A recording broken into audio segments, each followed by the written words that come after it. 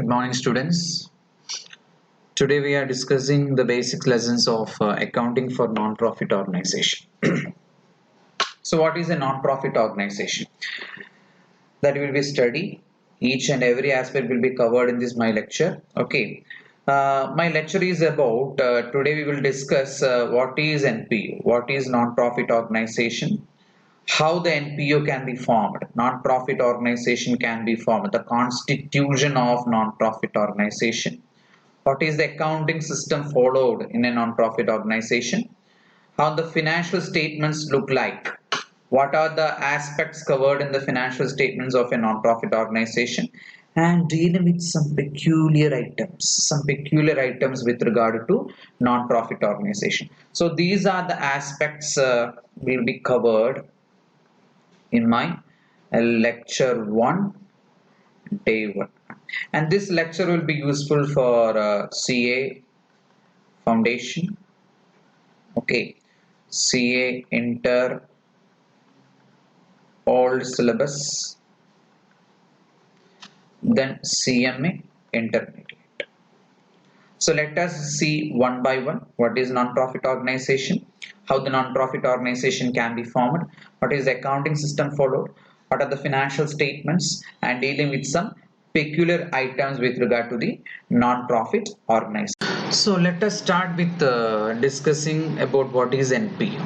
എന്താ NPO, non profit organisation? കൃത്യമായിട്ട് അതറിഞ്ഞാൽ മാത്രമേ നമുക്ക് എന്ത് ചെയ്യാൻ പറ്റുള്ളൂ, അതിൻ്റെ കണ്ടന്റ്സ്, എന്തൊക്കെ റിക്വയർമെന്റ്സ് വേണം, ഏതൊക്കെ കാര്യങ്ങളാണ് നമ്മൾ ഡീൽ ചെയ്യേണ്ടത്, ഏതൊക്കെ ഐറ്റംസ് ആണ് നമ്മൾ ഡീൽ ചെയ്യേണ്ടത്, അത് അറിയണമെങ്കിൽ എന്താ നോൺ പ്രോഫിറ്റ് ഓർഗനൈസേഷൻ എന്നറിയണം, എന്താ മറ്റു ഓർഗനൈസേഷനും ഇതും തമ്മിലുള്ള വ്യത്യാസം എന്നറിയണം. ഓക്കെ, അപ്പൊ ആദ്യം എന്താ non profit organisation, what is meant by non profit organisation, അതൊന്ന് എന്ത് ചെയ്യാം, ഡിസ്കസ് ചെയ്യാം. Non-profit organization is also called as non-business entity. See, non-profit organization is also called as non-business entity. And arthanda, this organization is not working or is not doing any business activity, not working for any manufacturing, trading activities. Okay, but the business organization alla, but this is a non-business organization. So non-profit organization is a non-business organization, non-business organization, non-business entity, not for working business activities. Adinte artham endha, every business activity, the objective of business activity is to make profit, but when I say non-profit organization, a non-business entity, this organization is not working for profit, not working for profit and the objective odu koodiyalla endu cheyanathu, this organization is working. So NPO is a non-business entity, അതൊരു business activity related ആയിട്ടുള്ള organisation, അതുകൊണ്ട് തന്നെ പ്രോഫിറ്റിന് വേണ്ടിയിട്ടല്ല എന്ത് ചെയ്യണത്, work ചെയ്യണത്. പക്ഷെ എല്ലാ ആക്ടിവിറ്റിക്കും നമുക്കൊരു സർപ്ലസ് ആവശ്യമാണ്. എന്ത് ആക്ടിവിറ്റി ചെയ്യുമ്പോൾ നമ്മുടെ കയ്യിൽ എന്തെങ്കിലും ഉണ്ടായിരിക്കണം. ഈവൻ നമ്മളൊരു കാര്യം ചെയ്യുകയാണെങ്കിലും, നമ്മൾ എവിടെയെങ്കിലും ഫണ്ട് ഇൻവെസ്റ്റ് ചെയ്തിട്ടുണ്ടെങ്കിൽ അതിന്റെ റിട്ടേൺ ഒരു സർപ്ലസ് ഉണ്ടായിരിക്കണം അല്ലെ. പക്ഷെ ഇവിടെ പറയുന്ന നോൺ പ്രോഫിറ്റ് ഓർഗനൈസേഷൻ ഒരിക്കലും എന്തിനു വേണ്ടി വർക്ക് ചെയ്യണമല്ല, പ്രോഫിറ്റിന് വേണ്ടി വർക്ക് ചെയ്യണം. പ്രോഫിറ്റ് അല്ല അവരുടെ മോട്ടീവ്. സോ അങ്ങനെയാണെങ്കിൽ എന്താ, it is an association, it is an association of persons, it is an association of persons, the members in the association ആണ്. So some persons come together, okay, എന്തിനു വേണ്ടിയിട്ടാ, to promote, to conduct activities, to conduct activities of social cause. Okay, സൊസൈറ്റിക്ക് ഉപകാരപ്രദമാവുന്ന രീതിയിലുള്ള activities എന്ത് ചെയ്യുക, promote ചെയ്യുക, activities എന്ത് ചെയ്യുക, കണ്ടക്ട് ചെയ്യുക. അതിനു വേണ്ടി കൂടിയിട്ടുള്ള കുറെ പേരുടെ ഒരു കൂട്ടത്തെ, ഒരു അസോസിയേഷനെ നമ്മൾക്ക് എന്ത് വിളിക്കാം, നോൺ പ്രോഫിറ്റ് ഓർഗനൈസേഷൻ വിളിക്കാം. It is an association of persons who came together to conduct activities of social cause, and these social cause includes okay, എന്തൊക്കെയാണ് ഈ സാമൂഹ്യ പ്രതിബദ്ധത ഉള്ള ആക്ടിവിറ്റീസ്? സോഷ്യൽ കോസ് ഇൻക്ലൂഡ്സ്, ശ്രദ്ധിക്കുക ഓരോന്നായിട്ട്, ഓരോന്നായിട്ട് ശ്രദ്ധിക്കുക. Promotion of education, promotion of health, okay, promotion of sports, promotion of arts, promotion of culture, okay, etc. ഇതിന്റെയൊക്കെ പ്രൊമോഷൻ ആണ് സോഷ്യൽ കോസുമായി ബന്ധപ്പെട്ട activities. Then charitable nature, activities of charitable nature, charitable activities. Then protection of environment, protection of environment, okay. So what are the social causes includes promotion of education, health, sports, arts, culture, etc., charitable activities, protection of environment, etc.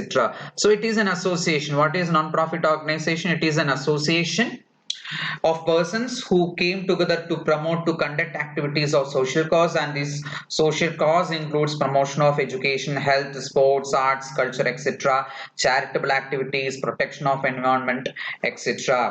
It is not working for profit. It is not working for profit. It is a non-business entity. Since it is non-business entity, the objective, the main objective of non-profit organization is not to make any profit. Not to make any profit. They are not focused on making profit, but to promote education, health, sports, arts, culture, etc., charitable activities, protection of environment. So this is all about the non-profit organization, the concept of non-profit organization. Again, let us go into deep. നമുക്കൊന്ന് analyse ചെയ്ത് നോക്കാം. ഒരു visualisation നമുക്ക് നോക്കി നോക്കാം. See, imagine these are the members. Member 1, member 2, member 3, member 4, member 5. ഞാൻ ഒരു 7 members-നെ എന്ത് ചെയ്യുന്നു? Member 7. These are the members. Okay. So they came together for conducting, promoting. They came together for conducting and promoting. Okay, they came together for conducting and promoting. എന്തൊക്കെയാ? Education, health, sports, arts, culture, charity, okay, etc. So this is called as non-profit organization. ഇനി ഇത് എങ്ങനെ conduct ചെയ്യും? ഇതൊക്കെ conduct ചെയ്യാൻ നമുക്ക് fund വേണം അല്ലേ? സോ എവിടുന്ന് അവർക്ക് ഫണ്ട് കിട്ടുക? നോർമൽ ബിസിനസ് ആക്ടിവിറ്റി എന്ന് പറഞ്ഞാൽ sale, manufacture, purchase, providing services അല്ലെ, അതിന് നമുക്ക് എന്ത് ചെയ്യാം? ഇൻകം ജനറേറ്റ് ചെയ്യാം. സോ ഇവരെങ്ങനെ ഫണ്ട് കളക്ട് ചെയ്യുക? Fund is collected by way of donations. By way of donations.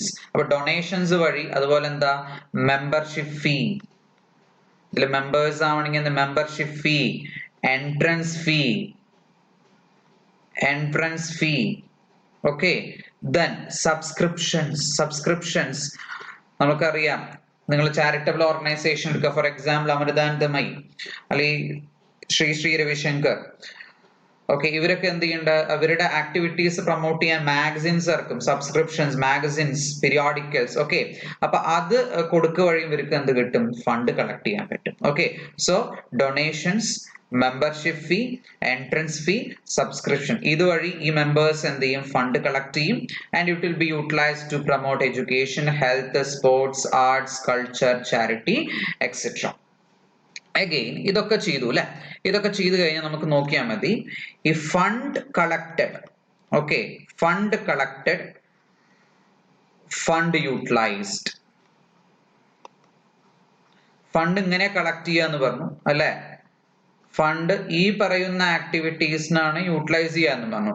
ഈ തമ്മിലുള്ള വ്യത്യാസത്തെ നമ്മൾക്ക് ഒന്നല്ലെങ്കിൽ എന്ത് വിളിക്കാം? സർപ്ലസ് എന്ന് വിളിക്കാം, അല്ലെങ്കിൽ ഡെഫിസിറ്റ് എന്ന് വിളിക്കാം അല്ലെ? സർപ്ലസ് എന്ന് വിളിക്കാം, ഡെഫിസിറ്റ് എന്ന് വിളിക്കാം. സർപ്ലസ് പറഞ്ഞാൽ എന്താ? The remaining fund, okay, surplus. അതിനെ നമ്മൾ ബിസിനസിന്റെ ഭാഷയിൽ പ്രോഫിറ്റ് എന്ന് പറയും അല്ലെ? ഇവിടെ പ്രോഫിറ്റ് എന്ന് പറയുന്നത് സർപ്ലസ് എന്ന് പറഞ്ഞു, ലോസ് എന്നുള്ളതിന് പകരം എന്ത് പറഞ്ഞു? ഡെഫിസിറ്റ് എന്ന് പറഞ്ഞു. If there is surplus, it is further utilized. Again, further utilized to meet the objectives.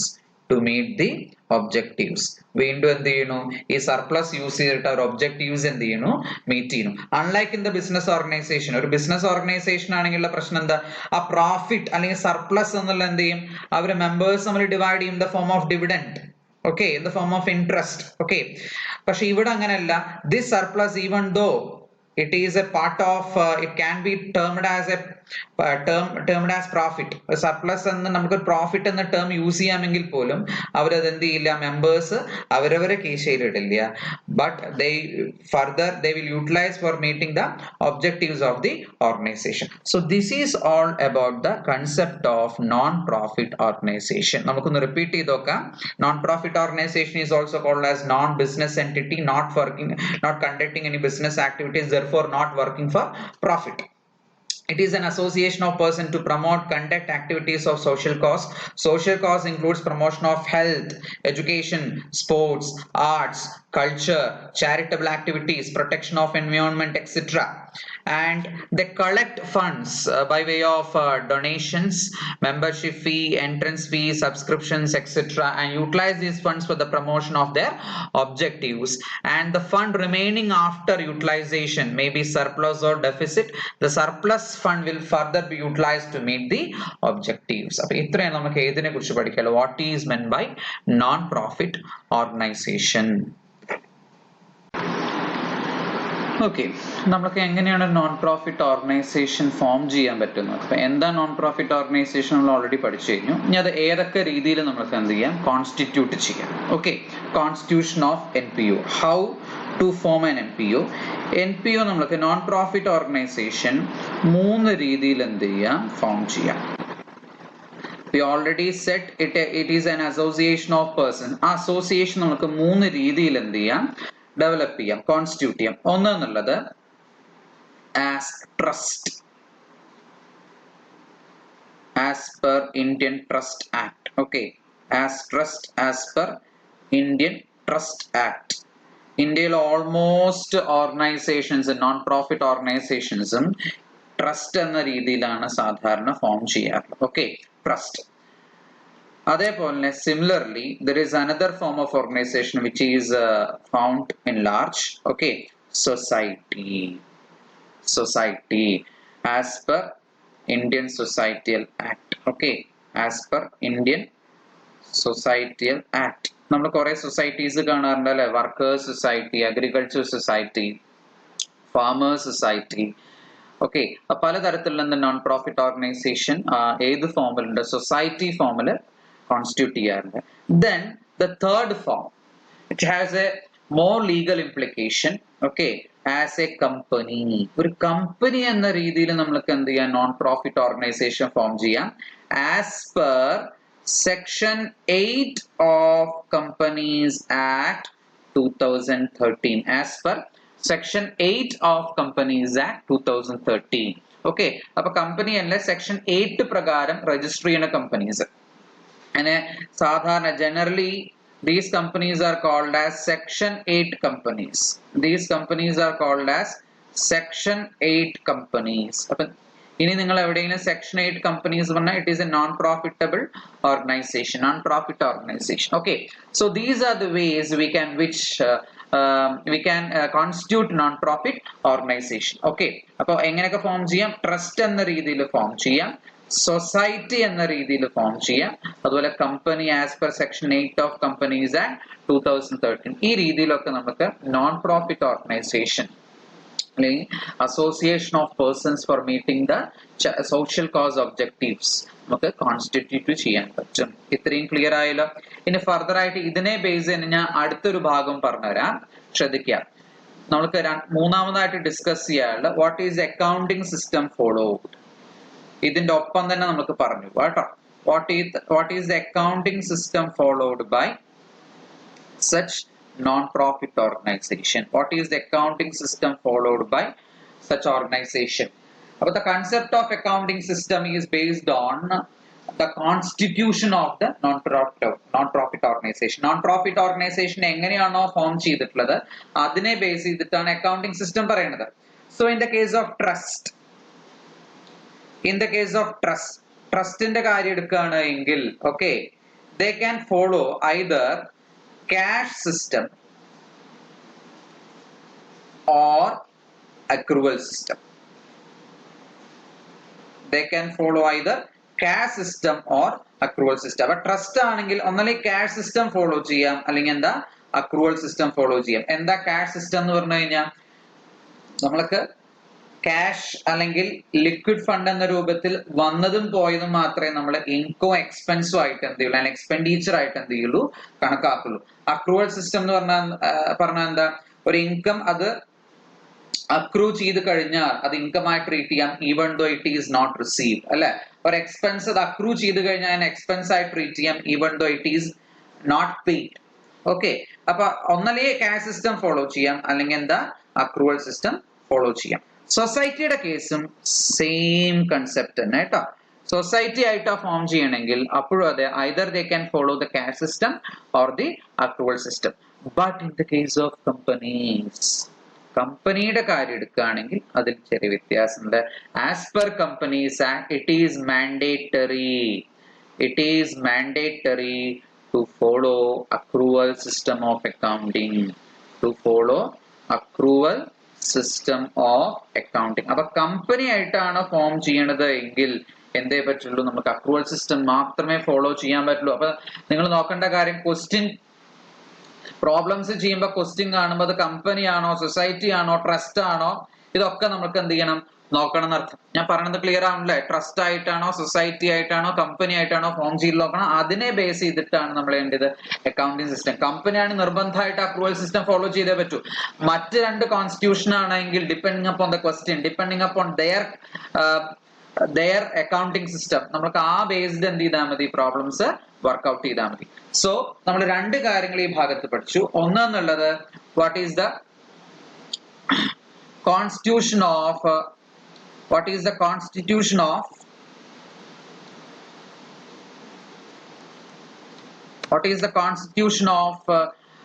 this non-profit organization. It can be formed in the form of trust, society, company. Okay, trust as per Indian Trust Act, society as per Indian Societal Act, and company as per Section 8 of Companies Act 2013. And talking about the accounting system to be followed, trustinum society ku namukku cash system alle accrual system follow cheyyam. But in the case of companies, it is mandatory to follow accrual system of accounting. Then let us analyze about the financial statements of a non-profit organization. നമ്മൾ accounting system കണ്ടു, cash system accrual system follow ചെയ്യാൻ, കമ്പനീസിന്റെ accrual system mandatory ആണ്. ഈ financial സ്റ്റേറ്റ്മെന്റ്സുമായി ബന്ധപ്പെട്ട് പരിചയപ്പെടാൻ non profit organisation. നമുക്ക് സാധാരണ ഒരു ബിസിനസ് എൻറ്റിറ്റി ആണ് എങ്കിൽ അല്ലെ, ഒരു ബിസിനസ് എൻറ്റിറ്റി ആണ് എങ്കിൽ അതിന്റെ ഫിനാൻഷ്യൽ സ്റ്റേറ്റ്മെന്റ്സിൽ ഏതൊക്കെയാ വരിക?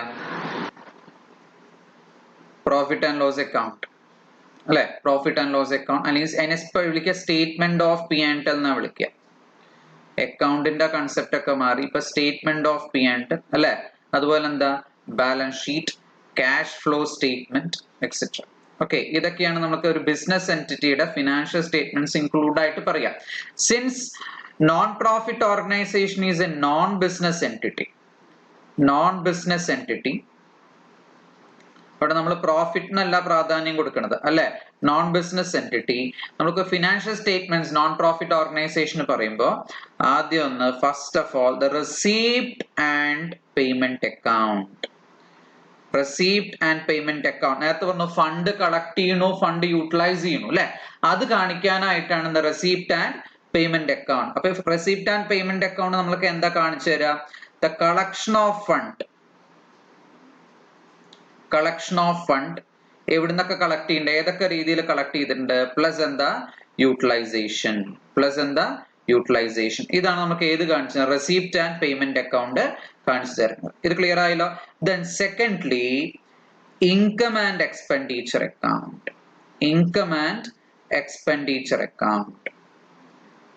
Income and expenditure account. This is similar to a P&L account of a business entity. Business entity P&L account similarity illana income and expenditure account of a non-profit organization. Okay, appo idile endakkeya peda the income part of non-profit organization, also the expense part of non-profit organization. ഇത് തമ്മിലെ difference എന്തായിരിക്കും? either surplus അല്ലെ, തമ്മിലെ difference എന്തായിരിക്കും? either surplus or എന്തായിരിക്കാം? നമ്മൾ പറഞ്ഞിരുന്നു നേരത്തെ ഡെഫിസിറ്റ് അല്ലെ. അപ്പൊ സർപ്ലസും ഡെഫിസിറ്റ് ഒക്കെ നമുക്ക് കാണാൻ പറ്റുക ഏത് അക്കൗണ്ട് വരയ്ക്കുമ്പോൾ? ഇൻകം ആൻഡ് എക്സ്പെൻഡിച്ചർ അക്കൗണ്ട് വരയ്ക്കുമ്പോൾ. ഇത് ക്ലിയർ ആയല്ലോ?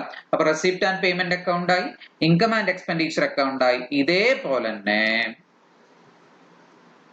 Third form balance sheet. Okay, അതെന്തായാലും നിർബന്ധ ഒരു ഓർഗനൈസേഷൻ അല്ലെ, ബാലൻസ് ഷീറ്റ്. ക്ലിയർ ആയോ? So these are the three contents of financial statements in the case of a non-profit organization. ഏതൊക്കെയാണ്? receipt and payment account, അവിടെ collection of fund ഉം utilization of fund ഉം കാണാൻ പറ്റും. income and expenditure account, അല്ലെങ്കിൽ income of non-profit organization and the expenses of non-profit organization. അതിന്റെ difference ഉള്ള surplus or ഡെഫിസിറ്റോ ആയിരിക്കാം. then balance sheet. So these are the aspects included in the financial statements of a non-profit organization. ഇനി നമുക്ക് ചെയ്യേണ്ട കാര്യം ഇതിൽ ഓരോന്നിനെയും കുറിച്ച് പഠിക്കണം. എന്തൊക്കെ റെസിപ്റ്റ് ആൻഡ് പേയ്മെന്റ് അക്കൗണ്ടിൽ വരും, എന്തൊക്കെ ഇൻകം ആൻഡ് എക്സ്പെൻഡിച്ചർ അക്കൗണ്ടിൽ വരും. അപ്പൊ ചില സ്റ്റുഡൻസിന് ഒരു സംശയം തോന്നാം, ഈ റെസിപ്റ്റ് ആൻഡ് പേയ്മെന്റും ഇൻകം ആൻഡ് എക്സ്പെൻഡിച്ചറും തമ്മിലുള്ള വ്യത്യാസം എന്താ? പിന്നെ നമ്മൾ വ്യത്യാസത്തെ കുറിച്ച് വളരെ കൃത്യമായിട്ട് എന്ത് ചെയ്യണം? അറിഞ്ഞിരിക്കണം. ബാലൻസ് ഷീറ്റ് പറഞ്ഞാൽ നമ്മൾ നോർമലി കാണുന്ന ഐറ്റംസ് തന്നെ, ക്യാപിറ്റൽ അല്ലെ, ലയബിലിറ്റീസ്, അസെറ്റ്, അതിന് അസെറ്റിൽ തന്നെ ഫിക്സഡ് അസെറ്റ് അല്ലെ, വർക്കിംഗ് അസെറ്റ്സ്, ആ രീതിയിൽ തന്നെ ആയിരിക്കും ബാലൻസ് ഷീറ്റ് നമ്മൾ എന്ത് ചെയ്യുക? പ്രിപ്പയർ ചെയ്യുക. ഓക്കെ, അപ്പൊ നമുക്ക് ഇനി അറിയേണ്ട കാര്യം എന്തൊക്കെ ആസ്പെക്ട്സ് ആണ് റെസിപ്റ്റ് ആൻഡ് പേയ്മെന്റ് അക്കൗണ്ടിൽ പെടുക, എന്തൊക്കെ ആസ്പെക്ട്സ് ആണ് ഇൻകം ആൻഡ് എക്സ്പെൻഡിച്ചർ പെടുക, എന്താ receipt and payment income and expenditure തമ്മിലുള്ള വ്യത്യാസം, ഇത്രയും ആസ്പെക്ട് നമ്മൾ കവർ ചെയ്യണം. മാത്രമല്ല നമ്മുടെ എക്സാമിനേഷന് ചിലപ്പോൾ റെസിപ്റ്റ് ആൻഡ് പേയ്മെന്റ് തന്നിട്ട് ഇൻകം ആൻഡ് എക്സ്പെൻഡിച്ചർ പ്രിപ്പയർ ചെയ്യാൻ പറയും, ഇൻകം ആൻഡ് എക്സ്പെൻഡിച്ചർ എന്ന റെസിപ്റ്റ് ആൻഡ് പേയ്മെന്റ് പ്രിപ്പയർ ചെയ്യാൻ പറയും. ചിലപ്പോൾ മൂന്ന് ആസ്പെക്ട്സും ഇൻക്ലൂഡഡ് ആയിട്ടുള്ള, അതായത് receipt and payment, income and expenditure, balance ഷീറ്റും പ്രിപ്പയർ ചെയ്യാനുള്ള ക്വസ്റ്റ്യൻസ് വേണമെങ്കിൽ ചോദിക്കാം. അപ്പൊ നമ്മൾക്ക് ഈ ഭാഗത്തു നിന്നായിട്ട് 4 marks to 16 marks ക്വസ്റ്റ്യൻസ് എന്ത് ചെയ്യാം? എക്സ്പെക്ട് ചെയ്യാം. പക്ഷെ ഇതൊക്കെ പ്രിപ്പയർ ചെയ്യാൻ വളരെ സിമ്പിൾ ആയിട്ട് നമുക്ക് എന്ത് ചെയ്യാൻ പറ്റും? ചെയ്യാനും പറ്റും കേട്ടോ. വളരെ ബുദ്ധിമുട്ടുള്ള കാര്യങ്ങൾ ആ കൺസെപ്റ്റ് ക്ലിയർ ആയി കഴിഞ്ഞാൽ it is easy to prepare receipt and payment account, income and expenditure account and balance sheet. അപ്പൊ നമുക്ക് ഓരോന്നായിട്ട് നോക്കാം. എന്താ റെസിപ്റ്റ് ആൻഡ് പേയ്മെന്റ്, എന്താ ഇൻകം ആൻഡ് എക്സ്പെൻഡിച്ചർ, എന്താ ബാലൻസ് ഷീറ്റ്. ഓക്കെ, ഇനി നമുക്ക് എന്ത് നോക്കാം? എന്താ റെസിപ്റ്റ് ആൻഡ് പേയ്മെന്റ് അക്കൗണ്ട്, അതിൽ എന്തൊക്കെ ഐറ്റംസ് ആണ് ഉൾപ്പെടുക, എന്താ ഇൻകം ആൻഡ് എക്സ്പെൻഡിച്ചർ അക്കൗണ്ട്, അതിൽ ഏതൊക്കെ ഐറ്റംസ് നമുക്ക് ഉൾപ്പെടുത്താൻ പറ്റുക, ഇത് തമ്മിലുള്ള വ്യത്യാസം എന്താണ്? പലപ്പോഴും ഞാൻ നേരത്തെ പറഞ്ഞു, പലപ്പോഴും നമുക്കൊരു സംശയം വരാം, what is the difference between receipt and payment and income and expenditure account. Okay, അപ്പൊ നമുക്ക് ആ ആസ്പെക്റ്റും കൂടി ഇതിൽ എന്ത് ചെയ്യാണ്ട് കവർ ചെയ്യേണ്ട. അപ്പൊ talking about the receipt and payment account, receipt and payment account, talking about the receipt and payment account, it is similar to a cash account or bank account. It is similar to a cash account or bank account. ഞാൻ നേരത്തെ പറഞ്ഞു receipt and payments account നമുക്ക് ഫണ്ടിന്റെ കളക്ഷനും ഫണ്ടിന്റെ utilisation ആണ് കാണിക്കണമെന്ന് പറഞ്ഞു അല്ലെ. അപ്പൊ എത്രത്തോളം കാശ് വന്നു, അത് ലിക്വിഡ് ആയിട്ട് വന്നു, കാശിന്റെ രൂപത്തിൽ വന്നു, എത്രത്തോളം ബാങ്കിൽ ഫണ്ട് വന്നിട്ടുണ്ട്, നമ്മുടെ കയ്യിൽ നിന്ന് കാശ് എത്ര ചെലവായിട്ടുണ്ട്, ബാങ്കിൽ നിന്ന് എത്ര ചെലവായിട്ടുണ്ട്, ഇത് കാണിക്കുന്ന അക്കൗണ്ട് ആണെന്ത്? Receipt and payment account. So it is similar to a cash account. നമ്മളൊരു ക്യാഷ് അക്കൗണ്ട് ഓർഗനൈസേഷനിൽ മെയിൻറ്റെയിൻ ചെയ്യില്ല, അതിന് സിമിലാരിറ്റി ഉള്ളതാണ് എന്താ? Receipt and payment or bank account. അപ്പൊ ബാങ്കിലും വന്നിട്ടുള്ള റെസിപ്റ്റും പേയ്മെന്റും, ഓക്കെ, അതുപോലെ ചെലവായിട്ടുള്ള കാശും വന്നിട്ടുള്ള കാശും, അത് നമ്മൾ കാണിക്കണതാണ് എന്താ? Receipt and payment account. അപ്പൊ ഏതൊക്കെ രൂപത്തിൽ ഡൊണേഷൻ റിസീവ് ചെയ്തു, ഫോർ എക്സാമ്പിൾ നമ്മൾ ഡൊണേഷൻ റിസീവ് ചെയ്തു എന്ന് വിചാരിക്കുക, ഡൊണേഷൻ റിസീവ്ഡ്, അപ്പൊ ഏത് സൈഡിൽ വരുന്നത്? റെസിപ്റ്റ് സൈഡിൽ വരും അല്ലെ, റെസിപ്റ്റ് സൈഡ് ആണോ? യെസ്. ദെൻ ബോട്ട് ഫർണിച്ചർ, നമ്മളൊരു ഫർണിച്ചർ വാങ്ങി എന്ന് വിചാരിക്കുക, അത് ഏത് സൈഡിൽ വരും? കയ്യിൽ നിന്ന് കാശ് പോവുക ചെയ്തല്ലേ, പേയ്മെന്റ് സൈഡിൽ വരും, പേയ്മെന്റ് സൈഡ് ആണോ? ക്ലിയർ ആയല്ലോ അല്ലെ. അപ്പൊ ഡൊണേഷൻ റിസീവ്ഡ് റെസിപ്റ്റ് സൈഡിൽ വരും, ബോട്ട് ഫർണിച്ചർ പേയ്മെന്റ് സൈഡിൽ വരും. അതേപോലെ തന്നെ മെയ്ഡ് അഡ്വാൻസ് പേയ്മെന്റ് എവിടെ വരിക? പേയ്മെന്റ് സൈഡിൽ വരും ആണോ?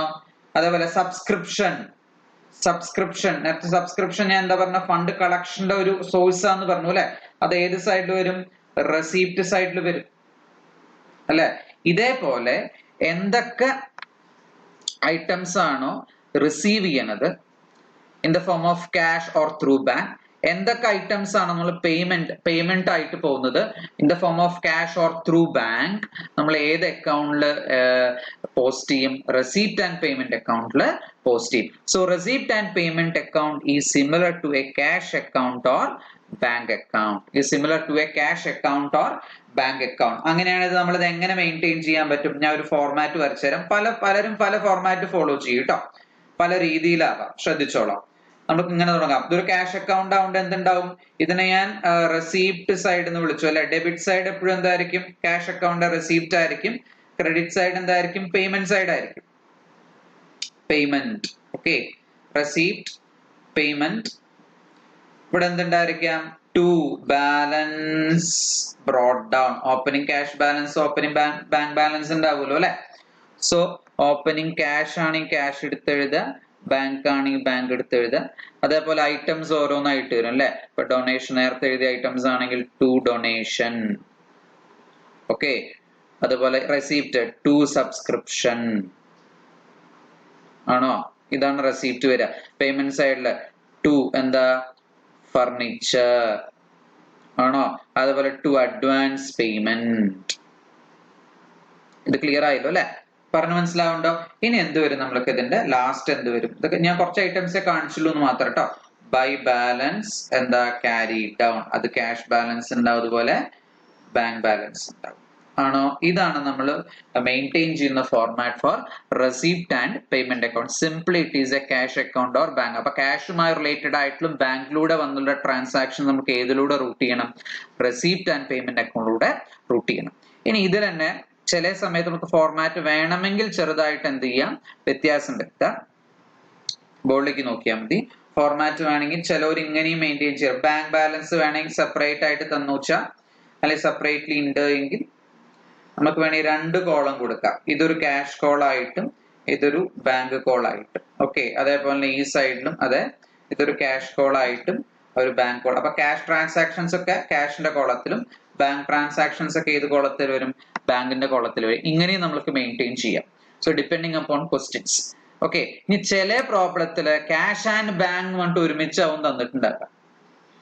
സെപ്പറേറ്റ് ചെയ്ത് തരാതെ ക്യാഷ് ആൻഡ് ബാങ്ക് എന്ന് പറഞ്ഞിട്ട് എന്ത് ചെയ്ത് തരും. അങ്ങനെയാണ് നമുക്ക് ഒരൊറ്റ കോളം മതി. ഈ ഒരു മെത്തേഡ് ആവും കുറച്ചും കൂടി എന്താവാ? സ്യൂട്ടബിൾ ആവാം. അപ്പൊ ഇവിടെ അങ്ങനെ സെപ്പറേറ്റ് ചെയ്ത് എഴുതേണ്ട ആവശ്യമില്ലല്ലോ. ക്യാഷ് ആൻഡ് ബാങ്ക് എന്ന് പറഞ്ഞിട്ട് എഴുതിയാലും മതി. എവിടുന്നാ പോയത്, എവിടുന്നാണ് എമൗണ്ട് വന്നത്, എങ്ങടാണ് എമൗണ്ട് വന്നത്, എവിടേക്കാണ് എമൗണ്ട് പോയത്, എവിടുന്നാ പോയത് നമുക്ക് അറിയില്ല എങ്കിൽ ക്യാഷ് ആൻഡ് ബാങ്ക് ഒരുമിച്ച് എഴുതാം. ഓക്കെ, ഇത് ക്ലിയർ ആയല്ലേ? സോ അപ്പൊ receipt and payment account is similar to cash account or a bank account of a profit organisation. ഇനി ഇതില് ഒരു ഐറ്റം ശ്രദ്ധിച്ചോളൂ കേട്ടോ. നിങ്ങളുടെ ലോജിക്കലി നിങ്ങൾ ഈ കൺസെപ്റ്റിൽ കൊണ്ടുവരാനായിട്ട് ഡിപ്രീസിയേഷൻ പറഞ്ഞോളൂ. ഇതെവിടെ കാണിക്കുക? ഡിപ്രീസിയേഷൻ ഇതെവിടെ കാണിക്കുക? എവിടെയും കാണിക്കേണ്ട ആവശ്യമില്ല അല്ലെ. റെസീപ്റ്റ് ആൻഡ് പേയ്മെന്റിൽ എവിടെയും കാണിക്കേണ്ട ആവശ്യമുണ്ടോ? ഇല്ല. ബിക്കോസ് എന്താ ഡിപ്രീസിയേഷൻ എന്ന് പറഞ്ഞ item? It is A non cash expenditure. It is A non cash expenditure അല്ലെ. നോൺ ക്യാഷ് എക്സ്പെൻഡിച്ചർ അത് വരുമോ? നമുക്ക് റെസീപ്റ്റ് ആൻഡ് പേയ്മെന്റിൽ എഴുതേണ്ട ആവശ്യമുണ്ടോ? ഇല്ല.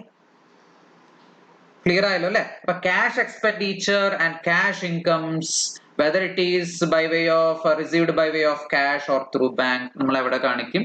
or paid by way of cash or through bank നമ്മൾ എവിടെ കാണിക്കും? receipt and payment account കാണിക്കും. ഓക്കെ, ഇത് ക്ലിയർ ആവുന്നുണ്ട് അല്ലെ. ഇനി ശ്രദ്ധിച്ചോളാം. ഇതിന്റെ പെക്യൂലിയാരിറ്റി പറഞ്ഞിട്ട് ഞാൻ ഇൻകം ആൻഡ് എക്സ്പെൻഡിച്ചറിലേക്ക് പോവാ കേട്ടോ. ഇതിന്റെ പെക്യൂലിയാരിറ്റി പറഞ്ഞ ശേഷം ഞാൻ എന്ത് ചെയ്യാം? ഇൻകം ആൻഡ് എക്സ്പെൻഡിച്ചറിലേക്ക് പോവാം. What is the peculiarity of receipts and payment account? വളരെ ഇമ്പോർട്ടന്റ് ആണ് കേട്ടോ. ഇതൊക്കെ കൺസെപ്റ്റ് ആണ്. കൺസെപ്റ്റ് കൃത്യമായിട്ട് എന്ത് ചെയ്യുക? പഠിച്ചു വെക്കുക. Okay, what is the peculiarity of non profit organisation? ഒന്ന്, ഇത് what is the peculiarity of receipt and payment account? Okay, ശ്രദ്ധിക്കുക. ഇവിടെ റെസീപ്റ്റ് ആൻഡ് പേയ്മെന്റ് എന്നേ പറഞ്ഞുള്ളൂ. ഇൻകം ആൻഡ് എക്സ്പെൻഡിച്ചർ എന്ന് ഞാൻ പറഞ്ഞിട്ടില്ല. അല്ലെ? റെസീപ്റ്റ് ആൻഡ് പേയ്മെന്റ് എന്ന് പറഞ്ഞാൽ അപ്പൊ റെസീപ്റ്റ് എന്നുള്ളത് രണ്ട് രീതിയിലുള്ള റെസിപ്റ്റ് ആവാം. നിങ്ങൾ പഠിച്ചിട്ടുണ്ടത്. അത് ക്യാപിറ്റൽ റെസിപ്റ്റ് ആവാം, റവന്യൂ റെസിപ്റ്റ് ആവാം, അല്ലെ? ക്യാപിറ്റൽ റെസിപ്റ്റ് ആവാം, റവന്യൂ റെസിപ്റ്റ് ആവാം. ഇത് രണ്ടുമാണ് റെസിപ്റ്റ്. അപ്പൊ ഇത് രണ്ടും നമ്മൾക്ക് അവിടെ എഴുതാം, റെസിപ്റ്റ് ആൻഡ് പേയ്മെന്റ് അക്കൗണ്ടിൽ എഴുതാം. Whether it is a capital receipt, whether it is a revenue receipt. എന്താ ക്യാപിറ്റൽ റെസിപ്റ്റ് എന്ന് പറഞ്ഞു കഴിഞ്ഞാൽ അസറ്റുമായി ബന്ധപ്പെട്ടോ അതായത് ബാലൻസ് ഷീറ്റ് ആയിട്ടുമായി ബന്ധപ്പെട്ട ഒരു റെസിപ്റ്റ് ആണെങ്കിൽ അതിന് പറയാം capital receipt. For example loan is A balance sheet item, അല്ലെ? ലോൺ എന്ന് പറഞ്ഞ ബാലൻസ് ഷീറ്റ് ഐറ്റാ. അത് കിട്ടുക ചെയ്യുക. ലോൺ എടുത്തു കഴിഞ്ഞാൽ റെസിപ്റ്റ് ആയിട്ടാ വരിക. ആണോ? ക്ലിയർ ആയല്ലേ? അതേപോലെ തന്നെ സെയിൽ ഓഫ് അസെറ്റ്, അത് ബാലൻസ് ഷീറ്റ് ആയിട്ടാണ്. ആണോ? ഞാൻ പറയണത് ക്ലിയർ ആവുന്നുണ്ടല്ലോ, അല്ലെ? സോ ക്യാപിറ്റൽ ഐറ്റംസ് അത് റെസിപ്റ്റ് സൈഡിൽ വരും. റവന്യൂ ഐറ്റംസ് പറഞ്ഞാൽ എന്താ? Regular income. റെഗുലർ ഇൻകം അതാണ് റവന്യൂ റെസിപ്റ്റ് എന്ന് പറയുന്നത്. ഇത് രണ്ടും ആയാലും നമ്മൾക്ക് എഴുതാം റെസിപ്റ്റ് ആൻഡ് പേയ്മെന്റ് അക്കൗണ്ട് എഴുതാം. In the same way payment എന്ന് പറയുമ്പോൾ ഇപ്പൊ നിങ്ങൾക്ക് മനസ്സിലാക്കാൻ പറ്റുന്നുണ്ടാവും, അല്ലെ? പേയ്മെന്റ് എന്ന് പറയുമ്പോൾ എന്തുണ്ടാവാം? ക്യാപിറ്റൽ പേയ്മെന്റ്സ് ഉണ്ടാവാം, അതുപോലെ എന്താ റവന്യൂ പേയ്മെന്റ്സ്. ക്യാപിറ്റൽ എക്സ്പെൻഡിച്ചർ ഉണ്ടാവാം, റവന്യൂ എക്സ്പെൻഡിച്ചർ ഉണ്ടാവാം. ക്യാപിറ്റൽ എക്സ്പെൻഡിച്ചർ പറഞ്ഞാൽ ബാലൻസ് ഷീറ്റുമായി റിലേറ്റഡ് ആയിട്ടുള്ള, അല്ലെ? ക്യാപിറ്റൽ എക്സ്പെൻഡിച്ചറിന് ഉദാഹരണം പറയാം, purchase of asset. Purchase of asset is a capital expenditure, അല്ലെ? Repayment of loan, repayment of loan കിട്ടി, ലോൺ കൊടുത്തു എന്നുള്ള എന്തായിരിക്കും? പേയ്മെന്റ് ആണ്, അല്ലെ? സോ ഇതൊക്കെ നമുക്ക് ക്യാപിറ്റൽ നേച്ചർ. റവന്യൂ നേച്ചർ എന്ന് പറഞ്ഞാൽ expense, regular expenses. Printing and stationery, electricity, അല്ലെങ്കിൽ സാലറി കൊടുക്കുക, അല്ലെ? Printing and stationery, electricity, salary, ഏതൊക്കെ റെഗുലർ വരുന്ന എക്സ്പെൻസസ്. ഇതാണ് റവന്യൂ. ഇത് രണ്ട് നമ്മൾക്ക് എവിടെ വരും? പേയ്മെന്റ് സൈഡിൽ വരും. അപ്പൊ റവന്യൂ റെസിപ്റ്റ് ആൻഡ് പേയ്മെന്റ് അക്കൗണ്ടിലാണെങ്കിൽ ക്യാപിറ്റൽ ഐറ്റംസും വരും, റവന്യൂ ഐറ്റംസും വരും. ഇതാണ് ആദ്യത്തെ പ്രത്യേകത എന്നുള്ള. ഇൻക്ലൂഡ്സ് കഴിഞ്ഞിട്ടില്ല കേട്ടോ, ഇനിന്റെ പ്രത്യേകത. ഇൻക്ലൂഡ്സ് എന്താ? ക്യാപിറ്റൽ ഐറ്റംസ് ആസ് വെൽ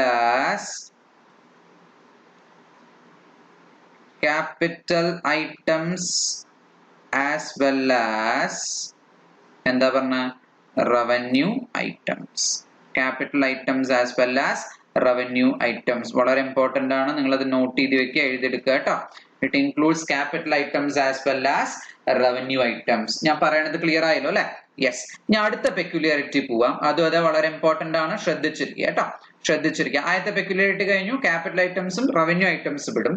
രണ്ടാമത്തെ പെക്യുലാരിറ്റി എന്നുള്ള ഇത് ഫസ്റ്റ്. ഓക്കെ. സെക്കൻഡ് പെക്യുലാരിറ്റി എന്നുള്ള ഈ റെസിപ്റ്റ് എന്ന് പറയുന്നത് ശ്രദ്ധിക്കുക കേട്ടോ. ഈ റെസിപ്റ്റ് എന്ന് പറയുന്നത്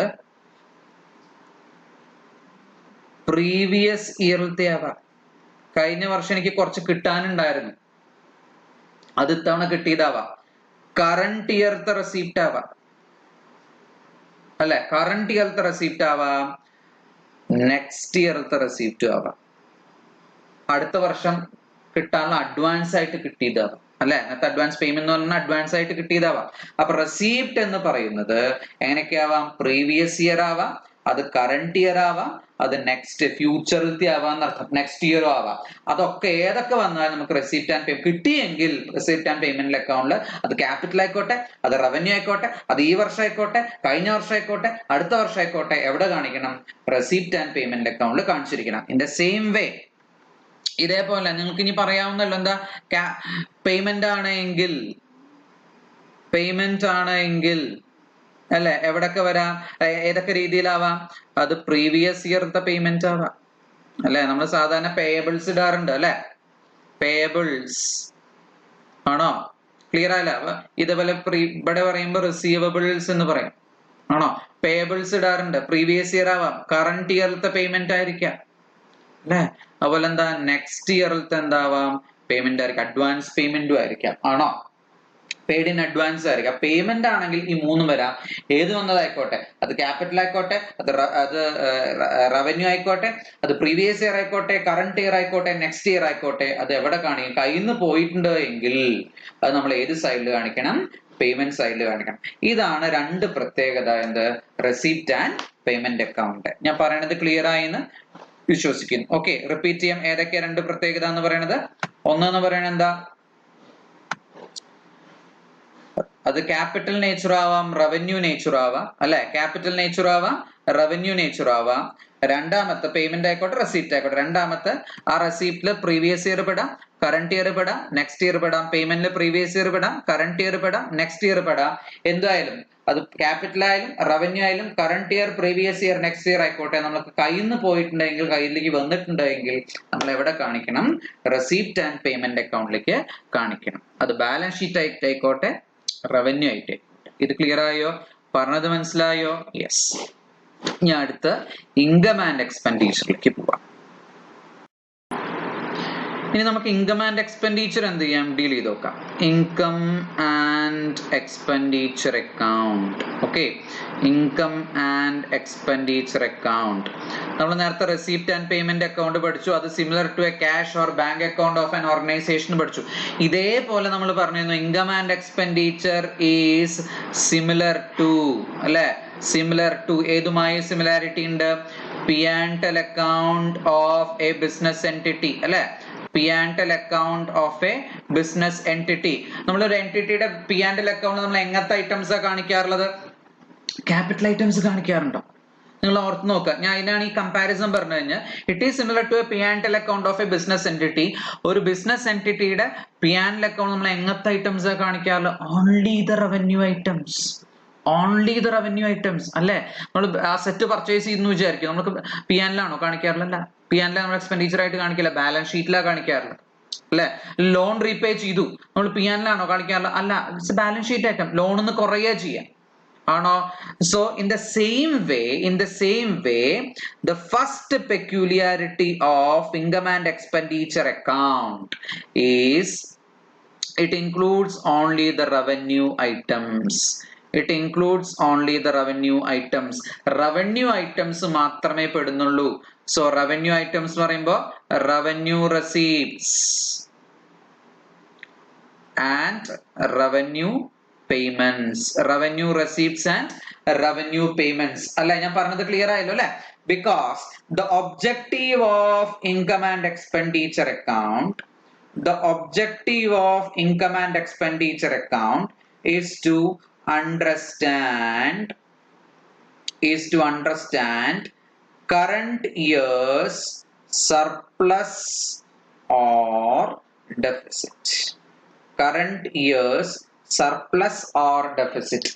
ഈ വർഷത്തെ മൊത്തം activities income minus expenses, that is what is called as surplus or deficit. നമ്മൾ നേരത്തെ പറയുകയും ചെയ്തു അത് അല്ലെ.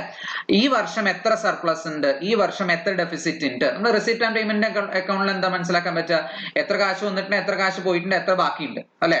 ഇൻകം ആൻഡ് എക്സ്പെൻഡിച്ചർ പറയുമ്പോൾ എത്ര ഇൻകം ഉണ്ടായിട്ടുണ്ട്, എത്ര എക്സ്പെൻസ് ഉണ്ടായിട്ടുണ്ട്, ബാക്കി ഈ വർഷം എത്ര സർപ്ലസ് നമ്മൾ റിസീവ് ചെയ്തിട്ടുണ്ട്, അല്ലെങ്കിൽ എത്ര ഡെഫിസിറ്റ് ഉണ്ടായിട്ടുണ്ട്. ഇതാണ് നമ്മുടെ objective of income and expenditure account, to understand the current year surplus or deficit. That's why we post only revenue items. നമ്മൾ revenue items മാത്രമേ പോസ്റ്റ് ചെയ്യുള്ളൂ. മാത്രമല്ല we post only current year's items, current year's revenue items. നമ്മൾ current year revenue items മാത്രമേ post ചെയ്യുള്ളൂ. Unlike in the receipt and payment account, അവിടെ എങ്ങനെയാണ് നമ്മൾ പറഞ്ഞിരുന്നത്? കറന്റ് ഇയർ ആയിക്കോട്ടെ, പ്രീവിയസ് ഇയർ ആയിക്കോട്ടെ, വരും വർഷം ആയിക്കോട്ടെ, നമ്മൾ എവിടെ കാണിക്കും? റെസിപ്റ്റ് ആൻഡ് പേയ്മെന്റ് അക്കൗണ്ട് കാണിക്കും. കിട്ടിക്കഴിഞ്ഞാൽ റെസിപ്റ്റ് ആൻഡ് പേയ്മെന്റ് അക്കൗണ്ട് കാണിച്ചു, റെസിപ്റ്റ് ആയിട്ട് കൊടുത്തു കഴിഞ്ഞാൽ പേയ്മെന്റ് ആയിട്ട് റെസിപ്റ്റ് ആൻഡ് പേയ്മെന്റ് അക്കൗണ്ട് കാണിച്ചു അല്ലെ. പക്ഷെ ഇൻകം ആൻഡ് എക്സ്പെൻഡിച്ചർ അക്കൗണ്ടിൽ വരുമ്പോൾ അവിടെ ഏത് ഐറ്റംസ് മാത്രമേ കാണിക്കുള്ളൂ? ഒന്ന്, റവന്യൂ ഐറ്റംസ് മാത്രമേ കാണിക്കുള്ളൂ. രണ്ട്, അത് കറന്റ് ഇയർ റവന്യൂ ഐറ്റംസ് മാത്രമേ കാണിക്കുള്ളൂ. So what is revenue item which is not a balance sheet item? Regular income and expenses അല്ലെ, അതിനെ നമ്മൾ എന്ത് പറയാ? റവന്യൂ ഐറ്റം ആയിട്ട് പറയാ അല്ലെ. ഇനി മൂന്നാമത്തെ peculiarity, okay, posted even if not paid or received. Not paid or received. അത് കൊടുത്താലും ഇല്ലെങ്കിലും കിട്ടിയാലും ഇല്ലെങ്കിലും നമ്മൾ ഇൻകം ആൻഡ് എക്സ്പെൻഡിച്ചറിലെ ഐറ്റം അത് റവന്യൂ ഐറ്റം ആണ് എങ്കിൽ, അത് കറന്റ് ഇയർ ഐറ്റം ആണ് എങ്കിൽ നമ്മൾ എന്ത് ചെയ്യും? പോസ്റ്റ് ചെയ്യും. ആദ്യത്തെ രണ്ട് കണ്ടീഷൻ എന്തായാലും സാറ്റിസ്ഫൈ ചെയ്യണം. അത് റവന്യൂ ആയിട്ടായിരിക്കണം, അത് കറന്റ് ഇയർ ആയിട്ടായിരിക്കണം. ആ ഐറ്റം കൊടുത്താലും ഇല്ലെങ്കിലും കിട്ടിയാലും ഇല്ലെങ്കിലും നമ്മൾ എന്ത് ചെയ്യും? ഇൻകം ആൻഡ് എക്സ്പെൻഡിച്ചർ അക്കൗണ്ടിൽ പോസ്റ്റ് ചെയ്യും. അപ്പൊ എന്താ? റെസിപ്റ്റ് ആൻഡ് പേയ്മെന്റ് കിട്ടിയാൽ മാത്രമേ പോസ്റ്റ് ചെയ്യുള്ളൂ. റവന്യൂ ആയിക്കോട്ടെ, ക്യാപിറ്റൽ ആയിക്കോട്ടെ. കൊടുത്താൽ മാത്രമേ പോസിറ്റീവ് ഉള്ളൂ. അത് റവന്യൂ ആയിക്കോട്ടെ ക്യാപിറ്റൽ ആയിക്കോട്ടെ. പക്ഷെ ഇവിടെ അങ്ങനെയല്ല. ഒന്ന് അത് റവന്യൂ ആയിട്ട് ആയിരിക്കണം, രണ്ട് അത് കറണ്ട് ഇയർ ആയിരിക്കണം, മൂന്നാമത് കിട്ടിയാലും ഇല്ലെങ്കിലും നമ്മൾ എന്ത് ചെയ്യും, പോസ്റ്റ് ചെയ്യും. പക്ഷെ ഒരു എക്സെപ്ഷൻ ഉണ്ട് കേട്ടോ. ഇതിനെ പറയുന്ന പേരാണ് അക്രൂവൽ സിസ്റ്റം എന്നുള്ളത്. ഇതിനെ പറയുമാണ് അക്രൂവൽ സിസ്റ്റം. അക്രൂവൽ സിസ്റ്റം എന്ന് പറഞ്ഞു കഴിഞ്ഞാൽ നമ്മൾ നേരത്തെ പറഞ്ഞ പോലെ ട്രസ്റ്റിനും സൊസൈറ്റിക്കും കമ്പനിക്കും എന്തായാലും അക്രൂവൽ സിസ്റ്റം ഫോളോ ചെയ്യാൻ കമ്പനിക്കാണെങ്കിൽ മാൻഡേറ്ററി ആണെന്ന് പറഞ്ഞു. പക്ഷെ ട്രസ്റ്റിനോ സൊസൈറ്റിക്കോ ക്യാഷ് സിസ്റ്റം വേണമെങ്കിൽ ഫോളോ ചെയ്യാന്ന് പറഞ്ഞു. അപ്പൊ ക്യാഷ് സിസ്റ്റം ആണ് എങ്കിൽ നമുക്ക് ഈ പറഞ്ഞ പോലെ ഇഫ് നോട്ട് പെയ്ഡ് എടുക്കാൻ പറ്റില്ല. അപ്പൊ ഈ പോയിന്റ്, അപ്പൊ ക്യാഷ് സിസ്റ്റം ആണെങ്കിൽ ഈ പോയിന്റ് എന്തല്ല, അപ്ലിക്കബിൾ അല്ല, not applicable. Okay, not applicable. Clear ആവുണ്ടല്ലോ അല്ലെ? If organization follow cash system, if organization follow cash system. Clear ആയി? അപ്പൊ ഓർഗനൈസേഷൻ ക്യാഷ് സിസ്റ്റം ആണ് ഫോളോ ചെയ്യണമെങ്കിൽ എന്താ, ഈ ഒരു ആസ്പെക്ട്, ഈ ഒരു പെക്യുലിയാരിറ്റി അപ്ലിക്കബിൾ ആയിരിക്കും. അപ്പൊ ആദ്യത്തെ രണ്ടെണ്ണം മാത്രം എടുത്താൽ മതി. റവന്യൂ ആയിട്ടും ആയിരിക്കണം, അത് കറണ്ട് ഇയർ ആയിരിക്കണം. അക്രൂവൽ സിസ്റ്റം ആണെങ്കിൽ കൊടുത്താലും ഇല്ലെങ്കിലും കിട്ടിയാലും ഇല്ലെങ്കിലും നമുക്ക് പോസ്റ്റ് ചെയ്യാം. ക്യാഷ് സിസ്റ്റം ആണെങ്കിൽ ആ ഒരു കൺസെപ്റ്റ് ഇല്ല, കൊടുത്താൽ മാത്രമേ എക്സ്പെൻസ് ആയിട്ട് കാണിക്കാനും കിട്ടിയാൽ മാത്രമേ ഇൻകായിട്ടും കാണിക്കാനും പറ്റൂ. പിന്നെ നമ്മൾ പറഞ്ഞു ഇതിന്റെ റിസൾട്ട് എന്നുള്ള സർപ്ലസ് ആയിരിക്കാം, ഡെഫിസിറ്റ് ആയിരിക്കാം. ഇതിന്റെ റിസൾട്ട് എന്നുള്ള എന്തായിരിക്കാം, സർപ്ലസ് ആയിരിക്കാം, ഡെഫിസിറ്റ് ആയിരിക്കാം. ഇത്രയും ക്ലിയർ ആയല്ലോ?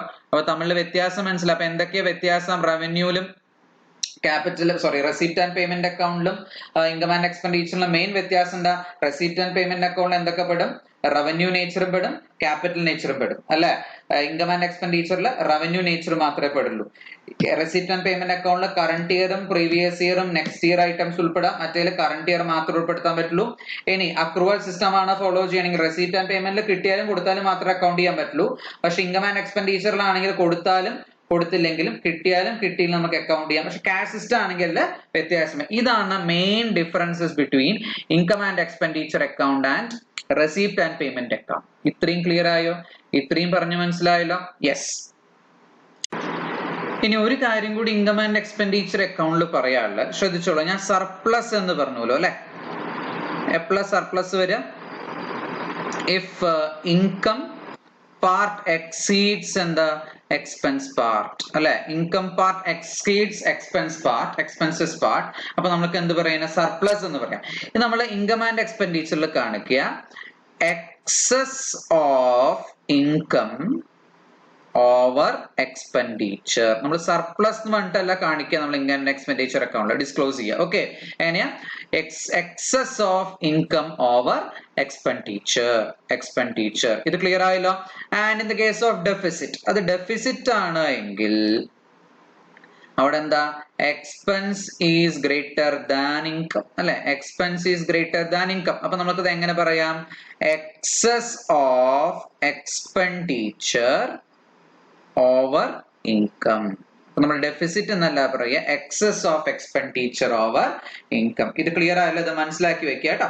സർപ്ലസ് ആണ് എങ്കിൽ അതിന്റെ അർത്ഥം income is greater than the expense part, then excess of income over expenditure. If it is deficit ആണ്, expense is greater than income, then excess of expenditure over income. നമുക്ക് ഇനി കമ്പാരിസണിലേക്ക് വരാം. ഐറ്റംസ് നമ്മൾ കമ്പാരിസൺ, നമ്മൾ പ്രത്യേകതകൾ പഠിച്ചു, രണ്ടും നമ്മൾ ഡിഫറൻസസ് പഠിച്ചു.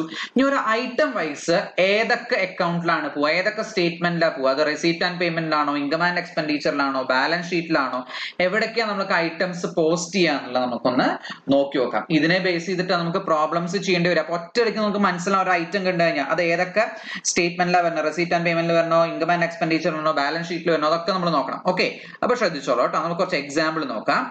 എക്സാമ്പിൾ നോക്കാം, നിങ്ങൾ നോട്ട് ചെയ്ത് വെക്കുക കേട്ടോ. Example 1 depreciation. അവിടുന്ന് തന്നെ തുടങ്ങാം. ഡിപ്രീസിയേഷൻ. ഓക്കെ, നമ്മൾ എപ്പോഴും ശ്രദ്ധിക്കേണ്ട കാര്യം, we are following double entry principle അല്ലെ? We are following double entry principle. അപ്പോ എന്താ അതിന്റെ അർത്ഥം, എന്താ ഡബിൾ എൻട്രി പ്രിൻസിപ്പിൾ എന്ന് പറയുമ്പോ, രണ്ട് സ്ഥലത്ത് ഒരൈറ്റത്തിന്റെ ഇമ്പാക്ട് വരാം. എപ്പോഴും ഓർക്കണം, രണ്ട് സ്ഥലത്തെ ഇമ്പാക്ട് നോക്കി കാണുക കേട്ടോ. നിങ്ങൾ എപ്പോഴും വിഷ്വലൈസ് ചെയ്ത് നോക്കിയാൽ മതി. ഡിപ്രീസിയേഷൻ എന്ന് പറയുമ്പോ എവിടൊക്കെ ഇമ്പാക്ട് ഉണ്ടാവാം, അസറ്റിന്റെ വാല്യൂ എന്ന് പറയാം അല്ലെ? Reduction in the value of asset, reduction in the value of asset ആണോ? ക്ലിയർ ആയല്ലോ അല്ലെ? അതിന് ഏറ്റവും എളുപ്പത്തിൽ മനസ്സിലാക്കാൻ നമുക്ക് അതിനെ ജേർണൽ എൻട്രി നോക്കുക. എന്താ ജേർണൽ എൻട്രി? ഡിപ്രീസിയേഷൻ വരിക. ഡിപ്രീസിയേഷൻ സംഭവിക്കുമ്പോൾ നമുക്ക് അസറ്റ് കുറയുക ചെയ്യണം അല്ലെ. അസറ്റ് കുറയുക എന്ന് പറഞ്ഞാൽ അസറ്റിനെ എന്ത് ചെയ്യണം? ക്രെഡിറ്റ് ചെയ്യണം. അപ്പൊ ടു ഫിക്സഡ് അസറ്റ് അല്ലെ. അസറ്റിന് ഡെബിറ്റ് ബാലൻസ് ആണ്, കുറയുകയാണെങ്കിൽ ക്രെഡിറ്റ് ചെയ്യാൻ ടു ഫിക്സഡ് അസറ്റ്. ഡിപ്രീസിയേഷൻ എന്നുള്ള ലോസിന്റെ വാല്യൂ ഓഫ് അസറ്റ് ആണ്. ലോസിനെ എപ്പോഴും ഡെബിറ്റ് ചെയ്യണം എന്നാ പറയാ. അപ്പൊ ഡിപ്രീസിയേഷൻ അക്കൗണ്ട് അല്ലെ, ഞാൻ പറയുന്നത് മനസ്സിലാവുണ്ടല്ലോ അല്ലെ. Depreciation account debited to fixed asset, അതാണ് ജേർണൽ എൻട്രി വരിക അല്ലെ. അപ്പൊ reduction the value of asset, അസറ്റിന്റെ വാല്യൂ കുറയും അല്ലെ. അപ്പൊ അത് ബാലൻസ് ഷീറ്റിലല്ലേ പോവാ. അപ്പൊ അതിൽ ബാലൻസ് ഷീറ്റിൽ എന്ത് വരും? ഇമ്പാക്ട് ഉണ്ടാവും. ആണോ? അത് ബാലൻസ് ഷീറ്റ് ആയിട്ടാണ്. ബാലൻസ് ഷീറ്റിൽ ഇമ്പാക്ട് ഉണ്ടാവും. ബാലൻസ് ഷീറ്റിൽ കിടക്കുന്ന ഫിക്സഡ് അസറ്റിന്റെ വാല്യൂ ഒന്ന് കുറഞ്ഞു അല്ലെ. ഇനി അടുത്തത് ഡിപ്രീസിയേഷൻ എന്ന് പറയുന്നത് റെസീപ്റ്റ് ആൻഡ് പേയ്മെന്റിൽ വരുമോ ഇൻകം ആൻഡ് എക്സ്പെൻഡിച്ചറിൽ വരുമോ നോക്കാം. ഞാൻ ആകെ രണ്ട് സ്റ്റേറ്റ്മെന്റേ ഉള്ളൂ. ഒരു സ്റ്റേറ്റ്മെന്റ് ബാലൻസ് ഷീറ്റ് ആയിരുന്നു, അത് കഴിഞ്ഞു. ഈ രണ്ടാമത്തെ സ്റ്റേറ്റ്മെന്റ് അത് എവിടെ വരുമോ നോക്കണം. ഇൻകം ആൻഡ് എക്സ്പെൻഡിച്ചർ വരുമോ, അതോ റെസീപ്റ്റ് ആൻഡ് പേയ്മെന്റിൽ വരുമോ, അതോ വീണ്ടും ബാലൻസ് ഷീറ്റിൽ തന്നെ വരും. ഇതാണ് നമുക്ക് ചിന്തിക്കേണ്ട കാര്യം. ആകെ 3 സ്റ്റേറ്റ്മെന്റ് ഉള്ളൂ അല്ലെ. ഡിപ്രീസിയേഷൻ എന്നുള്ള നോൺ ക്യാഷ് ആന്ന് പറഞ്ഞു അല്ലെ. നമ്മൾ നേരത്തെ പറഞ്ഞു ഇത് എന്താന്നുള്ളത്, നോൺ ക്യാഷ് ഐറ്റം. അപ്പൊ റെസീപ്റ്റ് ആൻഡ് പേയ്മെന്റിൽ വരുമോ? ഇല്ല അല്ലെ. റെസീപ്റ്റ് ആൻഡ് പേയ്മെന്റിൽ ഈ സാധനം വരില്ല. എവിടെ വരിക? It is treated as current year അല്ലെ. നമ്മൾ പി ആൻഡ് എൽ കാണിക്കാറുണ്ട്. പി ആൻഡ് എല്ലിന് സിമിലാരിറ്റി ഉണ്ട്. ഏത് പറഞ്ഞു? ഇൻകം ആൻഡ് എക്സ്പെൻഡിച്ചർ എന്ന് പറഞ്ഞു അല്ലെ. അപ്പൊ അത് എവിടെ വരിക? Income and expenditure account. അപ്പൊ ഡിപ്രീസിയേഷൻ എവിടൊക്കെ വരും? ഡിപ്രീസിയേഷൻ ഐറ്റം എന്ന് കണ്ടു കഴിഞ്ഞാൽ നിങ്ങൾ രണ്ട് സ്ഥലത്ത് എഴുതി വെക്കുക. ഒന്ന് എവിടെ എഴുതി വെക്കണം? ഇൻകം ആൻഡ് എക്സ്പെൻഡിച്ചറിൽ എവിടെ എഴുതി വെക്കണം? എക്സ്പെൻസ് സൈഡില് എക്സ്പെൻഡിച്ചർ ഡിപ്രീസിയേഷൻ എഴുതി വെക്കുക. അസറ്റിന്റെ വാല്യൂ ബാലൻസ് ഷീറ്റിൽ അസറ്റിന്റെ വാല്യൂ എന്ന് കുറയ്ക്കും ചെയ്യുക. ഇങ്ങനെ പഠിക്കാട്ട് അങ്ങനെ വിഷ്വലൈസ് ചെയ്ത് പഠിക്കുക. നിങ്ങൾ ജേർണൽ എൻട്രി ബൈ ഹാർട്ട് ചെയ്യുക, അല്ലെങ്കിൽ ഇങ്ങനെ വന്നാൽ അങ്ങനെ ചെയ്യണം, ആ രീതിയിൽ പഠിക്കരുത്. മനസ്സിലാക്കിയിട്ട് പഠിക്കുക. ക്ലിയർ ആയല്ലേ? അപ്പൊ ഡിപ്രീസിയേഷൻ എന്താ സംഭവിക്കുക? അസറ്റിന്റെ വാല്യൂ കുറഞ്ഞു. സോ ബാലൻസ് ഷീറ്റിൽ അത്രയും കുറഞ്ഞു, അസറ്റിന്റെ വാല്യൂ ബാലൻസ് ഷീറ്റിൽ പോയി അല്ലെ. പിന്നെ അത് റെസിപ്റ്റ് ആൻഡ് പേയ്മെന്റ് എന്താ ഗണത്തിൽ പെടുത്താൻ പറ്റില്ല, നോൺ ക്യാഷ് ആണ്. ആണോ? ക്ലിയർ ആയല്ലേ? അതുകൊണ്ട് നമ്മൾ എവിടെ എഴുതി വെച്ചു? തന്നെ ഇൻകം ആൻഡ് എക്സ്പെൻഡിച്ചറിൽ കാണിച്ചു. ഇൻകം ആൻഡ് എക്സ്പെൻഡിച്ചറിൽ കാണിച്ചു. ഇൻകം ആൻഡ് എക്സ്പെൻഡിച്ചർ ഫോർമാറ്റ് ഞാൻ നേരത്തെ പറയാൻ വിട്ടു പോയിട്ടുണ്ട്. Income and expenditure P and തുല്യാന്ന് പറഞ്ഞു അല്ലെ. അപ്പൊ ഇത് ഡെബിറ്റ് സൈഡ്, ഡെബിറ്റ് സൈഡ് എപ്പോഴും എക്സ്പെൻസിനല്ലേ.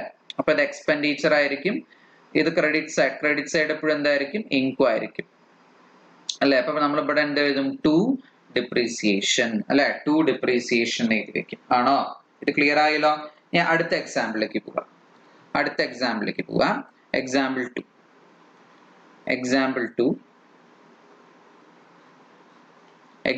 2. Paid salary. ആദ്യം സാലറി എന്താ നോക്കുക. നേരത്തെ ആദ്യം ഡിപ്രീസിയേഷൻ എന്താന്ന് നോക്കിയ പോലെ ആദ്യം നേച്ചർ നോക്കണം. അതാണ് ആദ്യം ചെയ്യേണ്ടത്. സാലറി റവന്യൂ ആയിട്ടാണോ ക്യാപിറ്റൽ ആയിട്ടാണോ നോക്കാം അല്ലെ. സാലറി ഡെഫിനറ്റ്ലി എന്തായിട്ടാ? റവന്യൂ ആയിട്ടാ.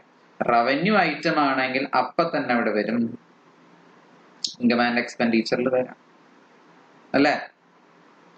ആണോ? ഇൻകം ആൻഡ് എക്സ്പെൻഡിച്ചറിലേക്ക് വരാം. ഇനി പെയ്ഡ് എന്ന് പറഞ്ഞുകൊണ്ട് എവിടെയും വരാം? റെസിപ്റ്റ് ആൻഡ് പേയ്മെന്റ് അല്ലെ. റെസിപ്റ്റ് ആൻഡ് പേയ്മെന്റിലും വരാം. ഞാൻ പറയണത് മനസ്സിലാവുണ്ടല്ലോ അല്ലെ. പെയ്ഡ് സാലറി അത് റവന്യൂ ഐറ്റം ആവുകൊണ്ട് എവിടെ വരാം? ഇൻകം ആൻഡ് എക്സ്പെൻഡിച്ചറിൽ വരാം. ആണോ? ഇനി അത് പെയ്ഡ് ആവുകൊണ്ട് എവിടെ വരാം? റെസിപ്റ്റ് ആൻഡ് പേയ്മെന്റിലും വരാം. അപ്പൊ റെസിപ്റ്റ് ആൻഡ് പേയ്മെന്റിൽ എന്ത് വന്നു? പേയ്മെന്റ് സൈഡില് സാലറി പെയ്ഡ് എന്നും, ഇൻകം ആൻഡ് എക്സ്പെൻഡിച്ചറിൽ എക്സ്പെൻസ് സൈഡിൽ എന്ത് വന്നു? ടു സാലറി എന്നും. ഇതും ക്ലിയർ ആയോ? ഇതും മനസ്സിലായല്ലോ? യെസ്.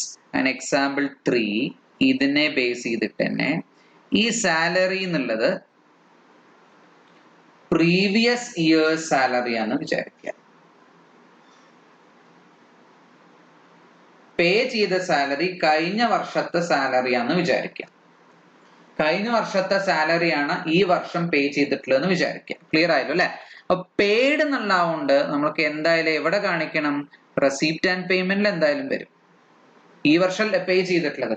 അപ്പൊ ഈ വർഷം പേ ചെയ്തോണ്ട് എവിടെ എന്തായാലും വരും? റെസിപ്റ്റ് ആൻഡ് പേയ്മെന്റിൽ എന്തായാലും വരും. ആണോ? ഞാൻ പറയണത് ക്ലിയർ ആവുണ്ടല്ലോ അല്ലെ. പെയ്ഡ് ആവുകൊണ്ട് റെസിപ്റ്റ് ആൻഡ് പേയ്മെന്റ് എന്തായാലും വന്നു. പക്ഷെ അത് ഈ വർഷത്തെ ഐറ്റാണ്. നമ്മൾ എന്താ പഠിച്ചിട്ടുള്ള ഇൻകം ആൻഡ് എക്സ്പെൻഡിച്ചർ അക്കൗണ്ടില് കറണ്ട് ഇയറിന്റെ റവന്യൂ ഐറ്റം വരും. ഇത് റവന്യൂ ഐറ്റം തന്നെയാണ് actually. Salary is a revenue item. പക്ഷെ അത് കറണ്ട് ഇയറിന്റെ റവന്യൂ ഐറ്റം മാത്രമേ വരുള്ളൂ എന്നാ പറഞ്ഞിട്ടുള്ളത് അല്ലെ. ഇത് കറണ്ട് ഇയർ ആണോ? Not current year item. ഇത് ഒരിക്കലും കറണ്ട് ഇയർ ഐറ്റം അല്ല, അത് പ്രീവിയസ് ഇയർ ഐറ്റം ആണ്. കറണ്ട് ഇയർ ആയിട്ടല്ല അല്ലെ. അപ്പൊ നമുക്ക് ഒരിക്കലും എവിടെ കാണിക്കാൻ പറ്റില്ല, റവന്യൂ നേച്ചർ ആണെങ്കിൽ പോലും ഇൻകം ആൻഡ് എക്സ്പെൻഡിച്ചറിൽ കാണിക്കാൻ പറ്റില്ല. അപ്പൊ അതെങ്ങനെ കഴിഞ്ഞ വർഷം റെക്കോർഡ് ചെയ്തിട്ടുണ്ടാവുക, കഴിഞ്ഞ വർഷം അതെങ്ങനെ റെക്കോർഡ് ചെയ്തിട്ടുണ്ടാവുക, കഴിഞ്ഞ വർഷം എപ്പോഴും നമ്മൾ പറഞ്ഞ അക്രൂവൽ സിസ്റ്റം ആണ് ഫോളോ ചെയ്യണമെങ്കിൽ അല്ലെ, അതിന് നമ്മൾക്ക് എക്സ്പെൻസ് പേ ചെയ്താലും ഇല്ലെങ്കിൽ എക്സ്പെൻസ് ആയിട്ട് കാണിക്കാന്ന് പറഞ്ഞു അല്ലെ. അപ്പൊ കഴിഞ്ഞ വർഷം എങ്ങനെയാ കാണിച്ചിട്ടുണ്ടാവുക, പ്രീവിയസ് ഇയറിൽ salary account debited to salary payable, salary payable ഇങ്ങനെയല്ലേ കഴിഞ്ഞ വർഷം കാണിച്ചിട്ടുണ്ടാവുക അല്ലെ. എന്നിട്ട് സാലറി കഴിഞ്ഞ വർഷത്തെ ഇൻകം ആൻഡ് എക്സ്പെൻഡിച്ചർ അക്കൗണ്ടിലേക്ക് ട്രാൻസ്ഫർ ചെയ്തിട്ടുണ്ടാവും. ഇത് എവിടെയും കാണിച്ചിട്ടുണ്ടാവും, കഴിഞ്ഞ വർഷത്തെ ബാലൻസ് ഷീറ്റില് ക്ലോസിംഗ് ഫിഗർ ആയിട്ട് കിടക്കുന്നുണ്ടാവും അല്ലേ. ഞാൻ പറഞ്ഞത് ക്ലിയർ ആയല്ലോ. അതായത് ഇത് പ്രീവിയസ് ഇയർ സാലറി ആണ് കറണ്ട് ഇയർ പേ ചെയ്തിട്ടുള്ളതെന്നാ പറഞ്ഞിട്ടുള്ളത് ആണോ. ഇത്തവണ പേ ചെയ്തോണ്ട് എനിക്കത് റെസിപ്റ്റ് ആൻഡ് പേയ്മെന്റ് അക്കൗണ്ടിൽ കാണിക്കാം. പക്ഷെ ഇത്തവണത്തെ റവന്യൂ ആയിട്ടാണെങ്കിൽ പോലും ഇത്തവണത്തെ ഇൻകം ആൻഡ് എക്സ്പെൻഡിച്ചറിൽ കാണിക്കാൻ പറ്റില്ല. കാരണം എന്താ, കറണ്ട് ഇയർ ഐറ്റം അല്ല, പ്രീവിയസ് ഇയർ ആണ്. അപ്പൊ നമ്മൾ ആദ്യം നോക്കേണ്ടത് പ്രീവിയസ് ഇയറിൽ അത് എങ്ങനെ അക്കൗണ്ട് ചെയ്തിട്ടുള്ള നോക്കുക. എങ്ങനെ അക്കൗണ്ട് ചെയ്തിട്ടുണ്ടാവുക, അക്രൂവൽ സിസ്റ്റം ആണ് ഫോളോ ചെയ്യണമെങ്കിൽ, അക്രൂവൽ സിസ്റ്റം ആണ് ഫോളോ ചെയ്യണമെങ്കിൽ അല്ലെ, salary account debited to salary payable, salary account debited to salary payable. ഞാൻ പറയുന്നത് ക്ലിയർ ആവുണ്ടല്ലോ അല്ലെ, ഞാൻ പറഞ്ഞത് മനസ്സിലായോ? യെസ്. അങ്ങനെയാണെങ്കിൽ സാലറി കഴിഞ്ഞ വർഷത്തെ ഇൻകം ആൻഡ് എക്സ്പെൻഡിച്ചറിൽ ട്രാൻസ്ഫർ ചെയ്തിട്ടുണ്ടാവും, സാലറി പേയബിൾ ബാലൻസ് ഷീറ്റിൽ ലയബിലിറ്റി സൈഡിലും കാണിച്ചിട്ടുണ്ടാവും ആണോ. അപ്പൊ ഈ പേയബിൾ അല്ല ഇപ്പൊ പേ ചെയ്തു എന്ന് പറഞ്ഞത്, കോളിക്ക് ശ്രദ്ധിക്കുക കേട്ടോ. ഈ പേയബിൾ ആണ് ഇത്തവണ പേ ചെയ്തു എന്ന് പറഞ്ഞു ആണോ. അപ്പൊ ആ പേയബിൾ ഇല്ലാതെയാവല്ലേ ചെയ്യണത് അല്ലെ. അങ്ങനെയാണെങ്കിൽ എന്താ, അത് ബാലൻസ് ഷീറ്റിലെ പേയബിളിനെ എന്ത് ചെയ്താൽ മതി, ക്യാൻസൽ ചെയ്താൽ മതി അല്ലെ. പേയബിളിനെ എന്ത് ചെയ്താൽ മതി, ക്യാൻസൽ ചെയ്താൽ മതി. അപ്പൊ അത് എന്ത് ഐറ്റം ആയി മാറി, ബാലൻസ് ഷീറ്റ് ഐറ്റം ആയിട്ട് മാറി ആണോ. റവന്യൂ നേച്ചർ ആണെങ്കിൽ പോലും അത് ബാലൻസ് ഷീറ്റ് ഐറ്റം ആയിട്ട് മാറി. ഞാൻ പറഞ്ഞത് ക്ലിയർ ആയല്ലോ അല്ലെ, ഞാൻ പറഞ്ഞ വളരെ വ്യക്തമായിട്ട് മനസ്സിലായോ. പെയ്ഡ് സാലറി ആദ്യത്തെ എക്സാമ്പിളില്, രണ്ടാമത്തെ എക്സാമ്പിളിൽ എന്ത് പറഞ്ഞു നമ്മൾ, പെയ്ഡ് സാലറിയില് ജസ്റ്റ് പെയ്ഡ് സാലറി എന്ന് മാത്രമേ പറഞ്ഞു. അപ്പൊ അതിന്റെ റവന്യൂ ആയിട്ടാണ് ഇൻകം ആൻഡ് എക്സ്പെൻഡിച്ചറിൽ കാണിച്ചു, പെയ്ഡ് ആവുണ്ട് റെസിപ്റ്റ് ആൻഡ് പേയ്മെന്റും കാണിച്ചു. ഞാൻ നമ്മൾ തേർഡ് എക്സാമ്പിൾ എന്ത് പറഞ്ഞത്, പ്രീവിയസ് ഇയർ സാലറിയാണ് കറണ്ട് ഇയർ പേ ചെയ്തതെങ്കിൽ ഇത്തവണ പെയ്ഡ് ആവുണ്ട് എവിടെ വന്നു, റെസിപ്റ്റ് ആൻഡ് പേയ്മെന്റിൽ വന്നു അല്ലെ. ബട്ട് ഈ വർഷത്തെ ഐറ്റം അല്ലാത്തതുകൊണ്ട് നമുക്ക് എവിടെ കാണിക്കാൻ പറ്റില്ല, ഇൻകം ആൻഡ് എക്സ്പെൻഡിച്ചറിൽ കാണിക്കാൻ പറ്റില്ല. അത് കഴിഞ്ഞ വർഷത്തെ ഐറ്റാണ്. കഴിഞ്ഞ വർഷം എങ്ങനെ അക്കൗണ്ട് ചെയ്തിട്ടുണ്ടാവും, salary account debited to salary payable എന്നാ കഴിഞ്ഞ വർഷം അക്കൗണ്ട് ചെയ്തിട്ടുണ്ടാവുക. എന്നിട്ട് കഴിഞ്ഞ വർഷം സാലറി എങ്ങോട്ട് കാണിച്ചിട്ടുണ്ടാവും, ഇൻകം ആൻഡ് എക്സ്പെൻഡിച്ചറിൽ കാണിച്ചിട്ടുണ്ടാവും. സാലറി പേയബിൾ എന്നുള്ള എവിടെ കാണിച്ചിട്ടുണ്ടാവാം, ബാലൻസ് ഷീറ്റിലും ഉണ്ടാവാം അല്ലെ. ആ സാലറി പേയബിള് ഇത്തവണ പേ ചെയ്യണ വഴി അതെന്താവും, ക്യാൻസൽ ആവും അല്ലെ. അപ്പൊ ആ സാലറി പേയബിളിന് എന്ത് ചെയ്താൽ മതി അല്ലെ. അപ്പൊ ജേർണൽ എൻട്രി എങ്ങനെ വരും, അങ്ങനെയാണെങ്കിൽ സാലറി പേയബിൾ നേരത്തെ ക്രെഡിറ്റ് ആയിരുന്നു, അത് പേ ചെയ്യുമ്പോൾ ഡെബിറ്റ് ചെയ്യണം അല്ലെ. ഈ വർഷം സാലറി പേയബിൾ അക്കൗണ്ട് ഡെബിറ്റഡ് അല്ലെ ടു എന്ത് വന്നു, ക്യാഷ് അല്ലെങ്കിൽ ടു ബാങ്ക് ആണോ. അപ്പൊ ബാലൻസ് ഷീറ്റിൽ നിന്ന് എന്ത് ചെയ്തു, ഈ സാലറി പേയബിൾ ഇല്ലാതെ ആണോ. അതും ബാലൻസ് ഷീറ്റിനെ എഫക്ട് ചെയ്തിട്ടുണ്ടാവുക, ഇൻകം ആൻഡ് എക്സ്പെൻഡിച്ചറിനെ എഫക്ട് ചെയ്തിട്ടും ഉണ്ടാവില്ല. ഇത്രയും ക്ലിയർ ആയോ, ഇത്രയും പറഞ്ഞ് മനസ്സിലായോ? ഓക്കെ. ഡൗട്ട് ഉണ്ടെങ്കിൽ എന്ത് ചെയ്യുക, വീണ്ടും ചോദിക്കുക കേട്ടോ. ഇനി അടുത്തത് എക്സാമ്പിൾ 4ലേക്ക് പോവാം. Example 4 purchased furniture. Okay, purchased furniture. വീണ്ടും പർച്ചേസ്ഡ് അസ്യൂം ചെയ്യുന്നത് പേയ്മെന്റ് നടത്തി എന്നുള്ളത് കേട്ടോ, പേയ്മെന്റ് നടത്തി എന്നുള്ള അസ്യൂം ചെയ്യുന്നു. അങ്ങനെയാണെങ്കിൽ അവിടെ നിന്നു റെസീപ്റ്റ് ആൻഡ് പേയ്മെന്റ് അക്കൗണ്ടിൽ പേയ്മെന്റ് സൈഡിൽ വരും അല്ലെ. റെസീപ്റ്റ് ആൻഡ് പേയ്മെന്റ് അക്കൗണ്ടിൽ പേയ്മെന്റ് സൈഡിൽ വരും. ഇത് ജേർണൽ എൻട്രി എന്താ, ഫർണിച്ചർ. അപ്പൊ നമ്മൾ ആദ്യം നോക്കേണ്ടത് ഫർണിച്ചർ എന്ത് ഐറ്റാ നോക്കണം. എപ്പോഴും അതെ നേച്ചർ നോക്കുക. ഫർണിച്ചർ എന്ന് പറഞ്ഞാൽ ക്യാപിറ്റൽ ഐറ്റം ആണ് അല്ലെ, ക്യാപിറ്റൽ നേച്ചർ ആണ്, ക്യാപിറ്റൽ എക്സ്പെൻഡിച്ചർ ആണ് അല്ലെ.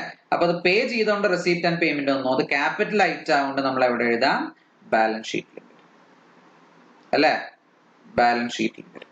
ഇത്രയും ക്ലിയർ ആയോ? ക്യാപിറ്റൽ ഐറ്റം എവിടെ വന്നു, ബാലൻസ് ഷീറ്റിലും വന്നു. ഞാൻ പറഞ്ഞ ഇത്രയും ക്ലിയർ ആയോ, പറഞ്ഞ ഇത്രയും മനസ്സിലായല്ലോ. പർച്ചേസ്ഡ് ഫർണിച്ചർ, ഫർണിച്ചർ എന്നുള്ള ഒരു ക്യാപിറ്റൽ നേച്ചർ ഐറ്റം ആണ്, പേ ചെയ്തുകൊണ്ട് എവിടെ വന്നു, റെസീപ്റ്റ് ആൻഡ് പേയ്മെന്റിൽ വന്നു അല്ലെ.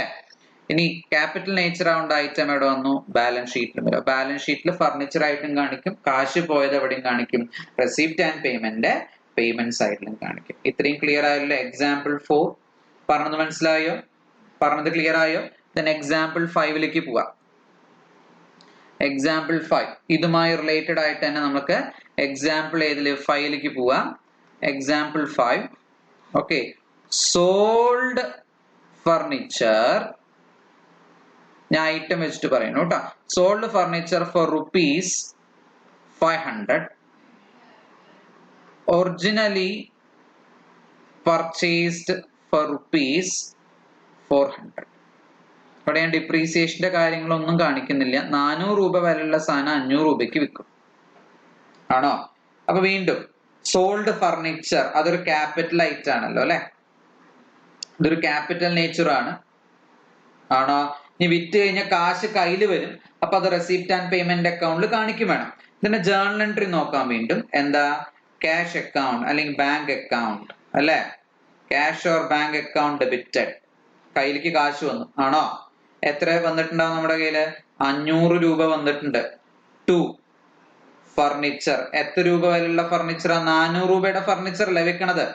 ബാക്കിയുള്ള 2 എന്താ, പ്രോഫിറ്റ് ഓൺ സെയിൽ ഓഫ് എന്താ ഫർണിച്ചർ. എത്ര വരും? 100 രൂപ വരും. ഇതല്ലേ ജേർണൽ എൻട്രി വരിക ആണോ? അപ്പൊ അങ്ങനെയാണെങ്കിൽ നമുക്ക് എന്തൊക്കെ ഐറ്റംസ് വരും? ഫർണിച്ചറിന് 400 രൂപ പോവും അല്ലെ, ഫർണിച്ചർ അക്കൗണ്ട് 400 രൂപ അല്ലേ പോണത്. ഇത് ബാലൻസ് ഷീറ്റ് ആയിട്ടാ ആണോ? ക്യാഷ് ആയിട്ട് 500 രൂപ വന്നു അല്ലെ, ഇതെവിടെ വരും? റെസിപ്റ്റ് ആൻഡ് പേയ്മെന്റിൽ വരും അല്ലെ. കാശ് ആയിട്ട് 500 രൂപ വന്നു, റെസിപ്റ്റ് ആൻഡ് പേയ്മെന്റ് വന്നു, ഫർണിച്ചറിന് 400 രൂപ പോയി, അത് ബാലൻസ് ഷീറ്റും വന്നു. ഇനി ഇതാ ഒരു സാധനം കിടക്കുന്നുണ്ട്, profit on sale of fixed asset furniture. ഇത് എന്തായിട്ടാ? ഇറ്റ് ഈസ് അഡീഷണൽ ഇൻകം അല്ലെ. അപ്പൊ ഇത് എവിടൊക്കെയാ പോവുക? Income and expenditure account. എവിടൊക്കെയാ പോവുക? Income and expenditure account. ഇതേപോലെ ലോസിന് വിറ്റാലും ആ ലോസ് ആയാലും എവിടൊക്കെയാ പോവുക? ഇൻകം ആൻഡ് എക്സ്പെൻഡിച്ചറിൽ. ഞാൻ പറയണത് ക്ലിയർ ആവുണ്ടല്ലോ അല്ലെ? ഞാൻ പറഞ്ഞു മനസ്സിലായോ? ഇതേപോലെ ഓരോ ട്രാൻസാക്ഷൻ വരുമ്പോഴും അത് ഏതൊക്കെ അക്കൗണ്ടിലേക്കാ പോവാന്ന്, ഏതൊക്കെ സ്റ്റേറ്റ്മെന്റിലേക്കാ പോവാന്ന് കൃത്യമായിട്ട് അറിഞ്ഞു കഴിഞ്ഞാൽ നമുക്ക് ഈ പ്രോബ്ലംസ് ചെയ്യാൻ വളരെ എളുപ്പമായിരിക്കും. ഞാൻ പറയണത് ക്ലിയർ ആയല്ലോ അല്ലെ? അപ്പൊ ഇത്രയാണ് നമുക്ക് എന്തിനെ പറ്റിയിട്ട് പറയാൻ പറ്റിയത്. റെസിപ്റ്റ് ആൻഡ് പേയ്മെന്റ് അക്കൗണ്ട് എന്താ, ഇൻകം ആൻഡ് എക്സ്പെൻഡിച്ചർ അക്കൗണ്ട് എന്താ, അത് തമ്മിലുള്ള വ്യത്യാസങ്ങൾ എന്താ, ഈ ഐറ്റംസ് പരസ്പരം, ഈ രണ്ട് അക്കൗണ്ട്സും പരസ്പരം എങ്ങനെയാണ് റിലേറ്റഡ് ആയിട്ടുള്ളത്. ഇത് ക്ലിയർ ആവുണ്ടോ? ഇനി നമുക്ക് പഠിക്കാനുള്ളത് ചില ഐറ്റംസിനെ നമ്മൾക്ക് എന്ത് ചെയ്യാം, പരിചയപ്പെടാം. Peculiar to non profit organisation. Items ഏത് അക്കൗണ്ടിലേക്കാണ്, അത് ഇൻകം ആൻഡ് എക്സ്പെൻഡിച്ചറിലേക്ക് വരണോ അതോ ബാലൻസ് ഷീറ്റ് ആയിട്ട് ഇടണോ, അതൊക്കെ നമ്മൾക്ക് എന്ത് ചെയ്യണം, ഒന്ന് പരിചയപ്പെടുന്നു. ഓക്കെ, നമുക്ക് ചില ഐറ്റംസിനെ കുറിച്ച് എന്ത് ചെയ്യാം, പരിചയപ്പെടാം. Peculiar items in the case of non-profit organization. അതായത് ബിസിനസ് എൻറ്റിറ്റി, ഒരു ബിസിനസ് എൻറ്റിറ്റി ആണ് എങ്കിൽ depending upon the type of business അല്ലെ, ഐറ്റംസ് എല്ലാം വ്യത്യാസം ഉണ്ടാവും. ഒരു മാനുഫാക്ചറിങ് എൻറ്റിറ്റി ആണെങ്കിൽ മാനുഫാക്ചർ എക്സ്പെൻസസ് ഉണ്ടാവാം. ട്രേഡിംഗ് എൻറ്റിറ്റി ആണെങ്കിൽ അവർക്ക് മാനുഫാക്ചർ എക്സ്പെൻസസ് ഉണ്ടാവില്ല അല്ലെ. ഒരു സർവീസ് എൻറ്റിറ്റി ആണെങ്കിൽ അവർക്ക് എന്തുണ്ടാവും, ഗ്രോസ് പ്രോഫിറ്റ് എന്നൊരു കൺസെപ്റ്റ് ഉണ്ടാവില്ല. കാരണം അവർക്ക് എന്തില്ല, cost of good sold or sales അങ്ങനെ കൺസെപ്റ്റ് ഇല്ലാത്തതുകൊണ്ട് സർവീസ് എൻറ്റിറ്റിക്ക് എന്തുമില്ല, ഗ്രോസ് പ്രോഫിറ്റ് എന്ന കൺസെപ്റ്റ് ഇല്ല. So depending upon business organization ഐറ്റംസിൽ വ്യത്യാസം വരും. അതേപോലെ തന്നെ depending upon the non profit organization ഐറ്റംസിൽ എന്ത് വരാം, വ്യത്യാസം വരാം. മാത്രമല്ല ഒരു ബിസിനസ് എൻറ്റിറ്റി ആയിട്ട് കമ്പയർ ചെയ്യുമ്പോഴും നോൺ പ്രോഫിറ്റ് ഓർഗനൈസേഷൻ ഐറ്റംസിന് എന്ത് വരാം, വ്യത്യാസങ്ങൾ ഉണ്ടാകും. ഞാൻ പറയണത് ക്ലിയർ ആയില്ലേ? അപ്പൊ നമുക്ക് നോക്കുക. ഒന്ന് ബിസിനസ് എൻറ്റിറ്റി, ഞാൻ ഇതായിട്ട് കമ്പയർ ചെയ്തിട്ട് ചില ഐറ്റംസ് പറയാം. ഓക്കെ, ചില ഐറ്റംസ് മാത്രമേ പറഞ്ഞു. ബിസിനസ് എൻറ്റിറ്റിക്കുള്ള ക്യാപിറ്റൽ അല്ലെ, ക്യാപിറ്റൽ എന്ന് പറഞ്ഞിട്ട് ഉണ്ടാവാം. അതുപോലെ റിസർവ്സ് ആൻഡ് സർപ്ലസ് പറഞ്ഞിട്ടുള്ള ഉണ്ടാവാം അല്ലെ. Capital plus reserves and surplus, ഈ രണ്ട് ഐറ്റംസ് ആണ് ബിസിനസ് എൻറ്റിറ്റിയിൽ നമ്മൾക്ക് ഏത് നെറ്റ്വർത്ത് ഐറ്റം ആയിട്ട് അല്ലെങ്കിൽ ഷെയർ ഹോൾഡേഴ്സ് ഫണ്ട് ആയിട്ട് ഉണ്ടാവുക അല്ലെ. ഷെയർ ഹോൾഡേഴ്സ് ഫണ്ട് അല്ലെങ്കിൽ പ്രൊപ്രൈറ്റേഴ്സ് ഫണ്ട് ഓർ പ്രൊപ്രൈറ്റേഴ്സ് ഫണ്ട് അല്ലെങ്കിൽ പാർട്ട്നേഴ്സ് ഫണ്ട്. പാർട്ട്നേഴ്സ് ഫണ്ട് ഇതൊരു നോൺ പ്രോഫിറ്റ് ഓർഗനൈസേഷൻ ആണെങ്കിൽ ഇതിനെ നമ്മൾ കോർപ്പസ് ഫണ്ട് എന്ന് വിളിക്കും. Corpus fund. ഓക്കെ, എന്താ വിളിക്കുക, കോർപ്പസ് ഫണ്ട്. അപ്പൊ ക്യാപിറ്റൽ എന്നുള്ള ഐറ്റം ബിസിനസ് എൻറ്റിറ്റിയിലെ ക്യാപിറ്റൽ എന്ന ഐറ്റത്തിന് പകരം നോൺ പ്രോഫിറ്റ് ഓർഗനൈസേഷനിൽ എന്ത് വരും? Corpus fund. ഈ corpus ഫണ്ടില് all types of contributions, all types of contributions, എല്ലാ തരത്തിലുള്ള കോൺട്രിബ്യൂഷൻസും, അത് മെമ്പേഴ്സിന്റെ കയ്യിൽ നിന്ന് ആയിക്കോട്ടെ, മെമ്പേഴ്സ് ആയിക്കോട്ടെ, പബ്ലിക് ആയിക്കോട്ടെ, ക്ലിയർ ആയല്ലേ? അതൊക്കെ നമ്മൾ എവിടെ കാണിക്കും? കോർപ്പസ് ഫണ്ടില് കാണിക്കും. ഞാൻ പറയണത് ക്ലിയർ? പ്ലസ് അതാത് വർഷത്തെ എന്തും വരാം, സർപ്ലസോ, ബോളിക്ക് ശ്രദ്ധിക്കുക കേട്ടോ, ഓർ ഡെഫിസിറ്റ്, സർപ്ലസോ ഡെഫിസിറ്റോ, അത് ഈ കോർപ്പസ് ഫണ്ടിന്റെ ഒപ്പം നമ്മൾ എന്ത് ചെയ്യും? ആഡ് ചെയ്യുന്ന. ഓക്കെ, സോ ഒരു ബിസിനസ് എൻറ്റിറ്റിയുടെ ക്യാപിറ്റലോ അതുപോലെ എന്താ റിസർവ്സ് ആൻഡ് സർപ്ലസ് ഐറ്റത്തിന് പകരം നമ്മൾ നോൺ പ്രോഫിറ്റ് ഓർഗനൈസേഷനിൽ എന്താ ഉണ്ടാവുക? Corpus fund. എല്ലാ തരത്തിലുള്ള contribution, capital contributed by the owner of the entity. ഇവിടെ നോൺ പ്രോഫിറ്റ് ഓർഗനൈസേഷൻ പറയുമ്പോൾ എല്ലാ തരത്തിലുള്ള കോൺട്രിബ്യൂഷൻ, മെമ്പേഴ്സിന്റെ ഭാഗത്തുനിന്ന്, പബ്ലിക്കിന്റെ ഭാഗത്തുനിന്ന് എല്ലാ തരത്തിലുള്ള കോൺട്രിബ്യൂഷനും, അതേപോലെ തന്നെ എന്താ സർപ്ലസും ഡെഫിസിറ്റ് ഒക്കെ നമ്മൾ എവിടെ അഡ്ജസ്റ്റ് ചെയ്യുക? കോർപ്പസ് ഫണ്ടിൽ അഡ്ജസ്റ്റ് ചെയ്യാം. ഇതിന് പുറമെ ശ്രദ്ധിക്കുക കേട്ടോ, നോൺ പ്രോഫിറ്റ് ഓർഗനൈസേഷനിൽ സ്പെഷ്യൽ ഫണ്ട് ഉണ്ടാവാം. സ്പെഷ്യൽ ഫണ്ട്, അപ്പൊ അത് കോർപ്പസ് ഫണ്ട് ആയിട്ട് കാണിക്കുന്നതിന് സ്പെസിഫിക്കൽ ഫണ്ട് ആയിട്ട് കാണിക്കും. ഒരു എക്സാമ്പിൾ വേണമെങ്കിൽ പറഞ്ഞുതരാം. ഫോർ എക്സാമ്പിൾ, ഞാൻ ബിൽഡിംഗ് കൺസ്ട്രക്ഷന് വേണ്ടി ഡൊണേഷൻ കൊടുത്തു എന്ന് വിചാരിക്കുക. ഒരു നോൺ പ്രോഫിറ്റ് ഓർഗനൈസേഷനിലേക്ക് donation for building construction, donation for building construction. അപ്പൊ ചോദ്യം ചിലവർക്ക് വരും, ഈ ഡൊണേഷൻ എന്ന് പറയുന്ന ഒരു ഇൻകം അല്ലേ, എങ്ങനെയാണ് അത് കോർപ്പസ് ഫണ്ട് ബാലൻസ് ഷീറ്റ് ആയിട്ട് ആവുക? അത് റവന്യൂ ഐറ്റം അല്ലേ, ഇൻകം ആൻഡ് എക്സ്പെൻഡിച്ചർ അക്കൗണ്ടിലല്ലേ കാണിക്കേണ്ടതെന്നൊക്കെ ഉണ്ടാവും, ചോദ്യങ്ങൾ വരാം ചിലവർക്ക്. നമുക്ക് ഡീൽ ചെയ്യാം, ഡൊണേഷൻ പഠിക്കുമ്പോൾ നമുക്ക് അതിനെ കുറിച്ച് സംസാരിക്കാം. ഓക്കെ, അപ്പൊ ഡൊണേഷൻ ഫോർ ബിൽഡിംഗ് കൺസ്ട്രക്ഷൻ ശ്രദ്ധിച്ചോളൂ. ബിൽഡിംഗ് എന്ന് പറഞ്ഞ ഒരു ക്യാപിറ്റൽ നേച്ചറൽ ഐറ്റം ആണല്ലോ അല്ലെ? അപ്പൊ ക്യാപിറ്റൽ നേച്ചർ ഐറ്റവുമായി ബന്ധപ്പെട്ട ഡൊണേഷൻ ആണ് പറയണത് അല്ലെ? അപ്പൊ അത് എന്തിനു വേണ്ടിയിട്ട്? ബിൽഡിംഗ് കൺസ്ട്രക്ഷന് വേണ്ടി. അപ്പൊ സ്പെസിഫിക്കലി ആ നോൺ പ്രോഫിറ്റ് ഓർഗനൈസേഷൻ എന്തിനു വേണ്ടിയിട്ട് യൂട്ടിലൈസ് ചെയ്യാൻ പാടുള്ളൂ? ബിൽഡിംഗ് കൺസ്ട്രക്ഷന് വേണ്ടിയിട്ട് യൂട്ടിലൈസ് ചെയ്യാൻ പാടുള്ളൂ. അതുകൊണ്ട് ഇതിനെ ഞാൻ എന്ത് ചെയ്യും? കോർപ്പസ് ഫണ്ടിൽ, അതായത് ഞാനല്ല, ഓർഗനൈസേഷൻ എന്ത് ചെയ്യും? കോർപ്പസ് ഫണ്ടിൽ കാണിക്കുന്നതിന് പകരം ബിൽഡിംഗ് ഫണ്ട് എന്നോ അല്ലെങ്കിൽ ബിൽഡിംഗ് കൺസ്ട്രക്ഷൻ ഫണ്ട് എന്നോ അങ്ങനെ സ്പെസിഫിക്കലി ഒരു സ്പെഷ്യൽ ഫണ്ട് ആയിട്ട് കാണിക്കും. ഇത് ക്ലിയർ ആയല്ലോ അല്ലെ? അതേപോലെ ഈ കോളേജുകളിലും സ്കൂളുകളിലും എന്തുണ്ടാവാം? ഈ എൻഡോവ്മെന്റ് ഫണ്ടുകൾ ഡെവലപ്പ് ചെയ്യാറുണ്ട്. അതായത് നല്ല മാർക്ക് വാങ്ങിയവരെ, പാസ്സായി പോണവർക്കൊക്കെ എന്ത് ചെയ്യും? പ്രൈസ് കൊടുക്കാൻ വേണ്ടിയിട്ട് പല ആൾക്കാരും കോൺട്രിബ്യൂട്ട് ചെയ്യാറുണ്ട്. ഓക്കെ, അതിനെ നമ്മൾ എൻഡോവ്മെന്റ് ഫണ്ട്, എൻഡോവ്മെന്റ് ഫണ്ട് എന്ന രീതിയിൽ എന്ത് ചെയ്യും? സ്പെഷ്യൽ ഫണ്ട് ആയിട്ട് ഫോർ ഗിവിംഗ് പ്രൈസസ്. ഓക്കെ, ഇത് ക്ലിയർ ആയല്ലോ അല്ലെ? ഈ ഫണ്ട് എന്ന രീതിയിൽ എന്ത് ചെയ്യും? സെപ്പറേറ്റ്ലി കാണിക്കുക. അതിനെ കോർപ്പസ് ഫണ്ട് എന്ന രീതിയിൽ കാണിക്കില്ല. അപ്പൊ രണ്ട് തരത്തിലുള്ള ഫണ്ട് ഉണ്ട്. ഒന്ന് കോർപ്പസ് ഫണ്ട് ആണ്, it is the contribution okay from members as well as public towards non-profit organization. അതിൽ സ്പെസിഫിക് ഫണ്ട് ഉണ്ട് എങ്കിൽ അതിനെ സ്പെഷ്യൽ ഫണ്ട് ആയിട്ട് നമ്മൾ എന്ത് ചെയ്യും? സെപ്പറേറ്റ്ലി എക്സാക്ട്ലി എന്തിനു വേണ്ടിയിട്ടാണോ ആ പേരിൽ എന്ത് ചെയ്യും? കാണിക്കും. ഇത് ക്ലിയർ ആയോ? അപ്പൊ ഇപ്പുറത്തെ ക്യാപിറ്റൽ, റിസർവ്സ് ആൻഡ് സർപ്ലസ് എന്ന കൺസെപ്റ്റിന് പകരം ഇപ്പുറത്ത് നമ്മൾ എന്ത് പറഞ്ഞു? കോർപ്പസ് ഫണ്ട് എന്ന് പറഞ്ഞു. ഓക്കെ, ബാലൻസ് ഷീറ്റിൽ ഇനി വേറെ ഐറ്റത്തിനൊന്നും വ്യത്യാസങ്ങളില്ല. ഞാൻ പറയുന്നത് മനസ്സിലാവുണ്ടല്ലോ അല്ലെ? ഈ ഒരു ബാക്കിയൊക്കെ ജനറൽ ഐറ്റംസാ. ലോണുകൾ ഉണ്ടാവാം, ഓക്കെ, ലോൺസ് ഉണ്ടാവാം, അതുപോലെ ഫിക്സഡ് അസറ്റ് ഉണ്ടാവാം. ഞാൻ പറയുന്നത് ക്ലിയർ ആവുണ്ടല്ലേ? പേയബിൾസ് ഉണ്ടാവാം, റിസീവബിൾസ് ഉണ്ടാവാം. ഇതൊക്കെ എവിടെ ഉണ്ടാവും? ബിസിനസ് എൻറ്റിറ്റിയിലും ഉണ്ടാവും, നോൺ ബിസിനസ് എൻറ്റിറ്റിയിലും ഉണ്ടാവാം. ഞാൻ പറയുന്നത് ക്ലിയർ ആവുണ്ട്? ഇതിനൊന്നും വ്യത്യാസങ്ങളില്ല. വ്യത്യാസമുള്ള ബാലൻസ് ഷീറ്റിൽ നമുക്ക് ക്യാപിറ്റൽ റിസർവ്സ് ആൻഡ് സർപ്ലസിന് പകരം എന്തുണ്ട്? കോർപ്പസ് ഫണ്ട് പറഞ്ഞിട്ടുണ്ട്. രണ്ട് തരത്തിലുള്ള കോർപ്പസ് ഫണ്ട് ഉണ്ട്. ഒന്ന് സ്പെഷ്യൽ ഫണ്ട്, സ്പെസിഫിക് പർപ്പസിനാണ് ഫണ്ട് റിസീവ് ചെയ്യുന്നത്, സ്പെഷ്യൽ ഫണ്ട് ആയിട്ട് വെക്കും. ജനറലി ആണ് ഇതിനെ കോർപ്പസ് ഫണ്ട് എന്ന് പറഞ്ഞിട്ട് എന്ത് ചെയ്യും? കാണിക്കും. ഓക്കെ, ഇനി അടുത്ത് നമുക്ക് ഡിസ്കസ് ചെയ്യാനുള്ള ഇൻകം പാർട്ടിന് ശ്രദ്ധിച്ചോളൂ കേട്ടോ. ഇൻകം പാർട്ടാണ് നമുക്ക് ഡിസ്കസ് ചെയ്യാനുള്ളത്. ഇൻകത്തിൽ ആദ്യം പറഞ്ഞ ഡൊണേഷൻ ആണ് നമ്മൾ ഡിസ്കസ് ചെയ്യണം. ഏറ്റവും ഇമ്പോർട്ടന്റ് ആയിട്ടുള്ള ഇൻകം എന്ന് പറയുന്നത് ഡൊണേഷൻ ആയിരിക്കും. ഓക്കെ, ഈ ഡൊണേഷൻ എന്ന് പറയുന്നത് capital purpose, okay, capital nature purpose ആയിരിക്കാം ഡൊണേഷൻ, അല്ലെങ്കിൽ റവന്യൂ നേച്ചർ പർപ്പസ് ആയിരിക്കാം. എന്ന് പറഞ്ഞു കഴിഞ്ഞാൽ ഇപ്പൊ നേരത്തെ പറഞ്ഞ പോലെ ബിൽഡിംഗ് കൺസ്ട്രക്ഷൻ അതൊരു ക്യാപിറ്റൽ നേച്ചർ പർപ്പസ് ആണ്. ബിൽഡിംഗ് കൺസ്ട്രക്ഷൻ ഒരു ക്യാപിറ്റൽ നേച്ചർ പർപ്പസ് ആണല്ലോ അല്ലെ. അപ്പൊ അങ്ങനെയാണെങ്കിൽ ആ ഡൊണേഷനെ നമ്മൾ എന്ത് ചെയ്യിച്ചാ കോർപ്പസ് ഫണ്ട് ആയിട്ട് കാണിക്കും. കോർപ്പസ് ഫണ്ടിൽ ഇൻക്ലൂഡ് ചെയ്യും. ബാലൻസ് ഷീറ്റ് ആയിട്ട് മാറും. ഞാൻ പറഞ്ഞു മനസ്സിലായല്ലോ അല്ലെ. അതല്ലെങ്കിൽ സ്പെഷ്യൽ ആണെങ്കിൽ സ്പെഷ്യൽ ഫണ്ട് ആയിട്ട് കാണിക്കും. സ്പെഷ്യൽ ഫണ്ട് ആയിട്ട് കോർപ്പസ് ഫണ്ടിന്റെ അടിയിലായിട്ട് സ്പെഷ്യൽ ഫണ്ട് അതായത് ബിൽഡിംഗ് കൺസ്ട്രക്ഷൻ ഫണ്ട് ആ രീതിയിൽ എന്ത് ചെയ്യാം കാണിക്കാം. അപ്പൊ ക്യാപിറ്റൽ നേച്ചർ അല്ലെങ്കിൽ ക്യാപിറ്റൽ പർപ്പസിന് നേച്ചർ പർപ്പസിന് വേണ്ടിയിട്ടുള്ള ഡൊണേഷൻ ആണെങ്കിൽ ബാലൻസ് ഷീറ്റ് ആയിട്ടാണ് എന്ത് ചെയ്യുക കാണിക്കുക. ബാലൻസ് ഷീറ്റ് ആയിട്ട് മാറി. Revenue nature donation general donations ഉണ്ടാവാലോ. General donation okay general donations ഉണ്ടാവാം. ഞാൻ പറയണത് ക്ലിയർ ആയല്ലോ അല്ലെ. അത് ഒട്ടുമിക്കപ്പോഴും റവന്യൂ നേച്ചറിലായിരിക്കും. ഞാൻ പറയണത് ക്ലിയർ ആവുന്നുണ്ടോ?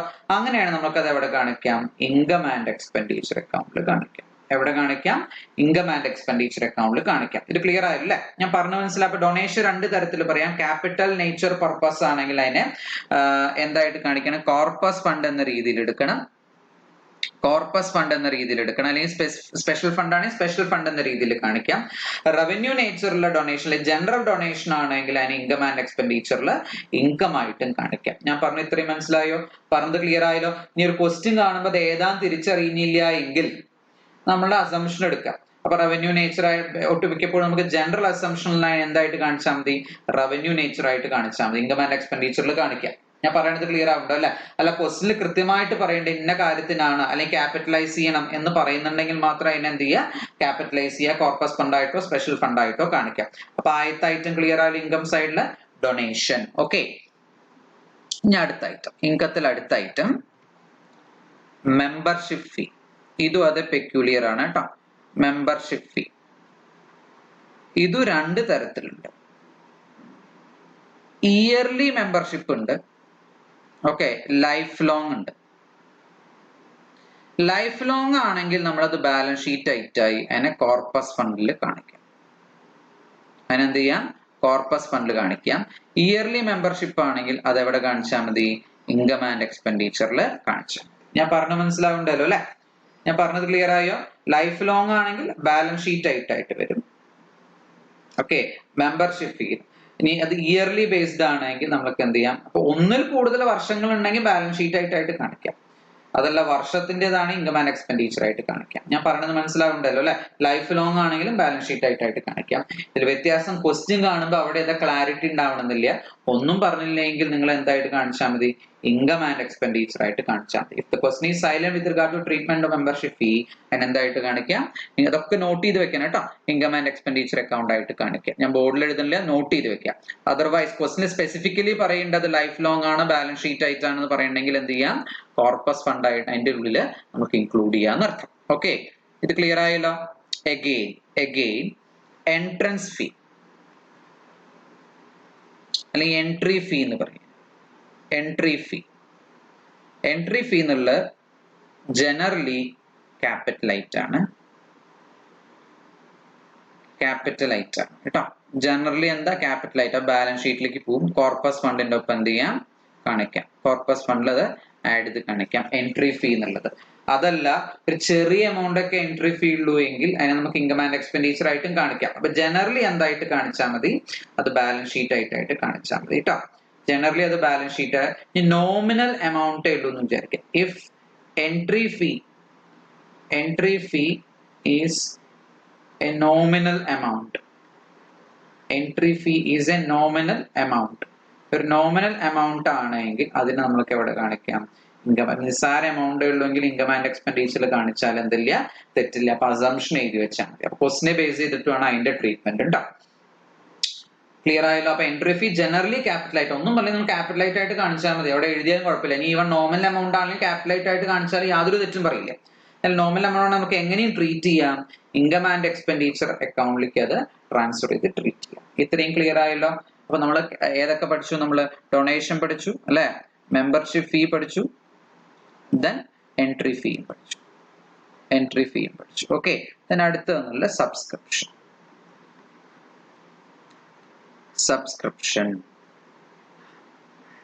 ഓക്കെ, സബ്സ്ക്രിപ്ഷൻ എന്ന് പറഞ്ഞാൽ ഞാൻ പറഞ്ഞു പീരിയോഡിക്കൽസ്, മാഗസിൻസ് ഇതൊക്കെ വിറ്റിട്ട്, ഓക്കെ, മാഗസിൻസ് ഇതൊക്കെ വിറ്റിട്ട് കിട്ടുന്ന എമൗണ്ട് ആണ് സബ്സ്ക്രിപ്ഷൻ എന്നുള്ളത്. തീർച്ചയായിട്ടും ഇതിലേക്ക് വരിക ഇൻകം ആൻഡ് എക്സ്പെൻഡിച്ചറിലേക്ക് കേട്ടോ. തീർച്ചയായിട്ടും ഏതിലേക്കാണ് വരിക? ഇൻകം ആൻഡ് എക്സ്പെൻഡിച്ചറിലേക്ക്. ഞാൻ പറയുന്നത് ക്ലിയർ. ഇതൊക്കെയാണ് പെക്യൂലിയർ ആയിട്ട് നമുക്ക് വരാവുന്ന ചില ഐറ്റംസ്. ഓക്കെ, ഒന്നുകൂടി പറയാം. ഏതൊക്കെ ഐറ്റം? ഡൊണേഷൻ ആവാം അല്ലെ?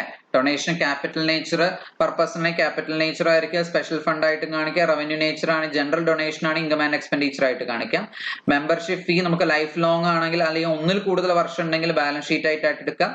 ഇയർലി ആണെങ്കിൽ ഇൻകം ആൻഡ് എക്സ്പെൻഡിച്ചർ ആയിട്ട് എടുക്കാം. ഒന്നും പറഞ്ഞില്ലെങ്കിൽ നമ്മുടെ ട്രീറ്റ്മെന്റ് ആണ്. ഓക്കെ, അപ്പൊ ജനറലി നേരത്തെ എൻട്രൻസ് ഫീ പറഞ്ഞ പോലെ നോമിനൽ എമൗണ്ട് ആണെങ്കിൽ ഇൻകം ആൻഡ് എക്സ്പെൻഡിച്ചറിൽ കാണിച്ചാൽ എന്തില്ല, തെറ്റില്ല എന്നർത്ഥം. ഓക്കെ, ഇനി എൻട്രി ഫീ എന്ന് പറയുന്നത് ജനറലി ക്യാപിറ്റൽ ആയിട്ടാണ്, നോമിനൽ വാല്യൂ ആണ് ഇൻകം ആൻഡ് എക്സ്പെൻഡിച്ചർ അക്കൗണ്ടിലേക്ക് എന്ത് ചെയ്യാം, ട്രാൻസ്ഫർ ചെയ്യാം. സബ്സ്ക്രിപ്ഷൻ എല്ലായ്പ്പോഴും എവിടെ വരാം? ഇൻകം ആൻഡ് എക്സ്പെൻഡിച്ചറിലാണ് വരാം. ഓക്കെ, ഇനി പേയ്മെന്റ്സ് എന്ന ഭാഗത്ത് നമുക്ക് പ്രത്യേകിച്ചൊന്നും പഠിക്കില്ല. ഈ ഇൻകം ഉണ്ടാക്കാനുള്ള പേയ്മെന്റ് ചോദ്യത്തിൽ സ്പെസിഫിക്കലി പറയും. ആ പേയ്മെന്റ് ആ രീതിയിൽ നമ്മൾക്ക് എന്ത് ചെയ്യാം, കൺസിഡർ ചെയ്യാന്നർത്ഥം. ഓക്കെ, അതിൽ വരാവുന്ന കുറച്ച് ഐറ്റംസ് ഉണ്ട്, ഞാൻ പറഞ്ഞുതരാം കേട്ടോ. വരാവുന്ന കുറച്ച് ഐറ്റംസ് ഉണ്ട്. ഇപ്പൊ നമ്മൾക്ക് NPO എന്ന് പറയുമ്പോൾ promotion of arts, sports, culture അല്ലെ, ആ രീതിയിലൊക്കെ പറഞ്ഞിരുന്നു. അപ്പൊ ചിലപ്പോ ഹെൽത്ത് ഓർഗനൈസേഷൻ ആണെന്ന് വിചാരിക്കുക, ഹെൽത്തിനെ പ്രൊമോട്ട് ചെയ്യാനുള്ള ഒരു ഹോസ്പിറ്റലാന്ന് വിചാരിക്കുക.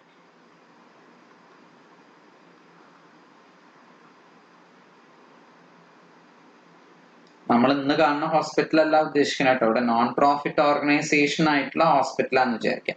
അവിടെ നമുക്ക് കാണാവുന്ന ഒരു ഐറ്റം ആണ് മെറ്റീരിയൽ കൺസ്യൂംഡ്.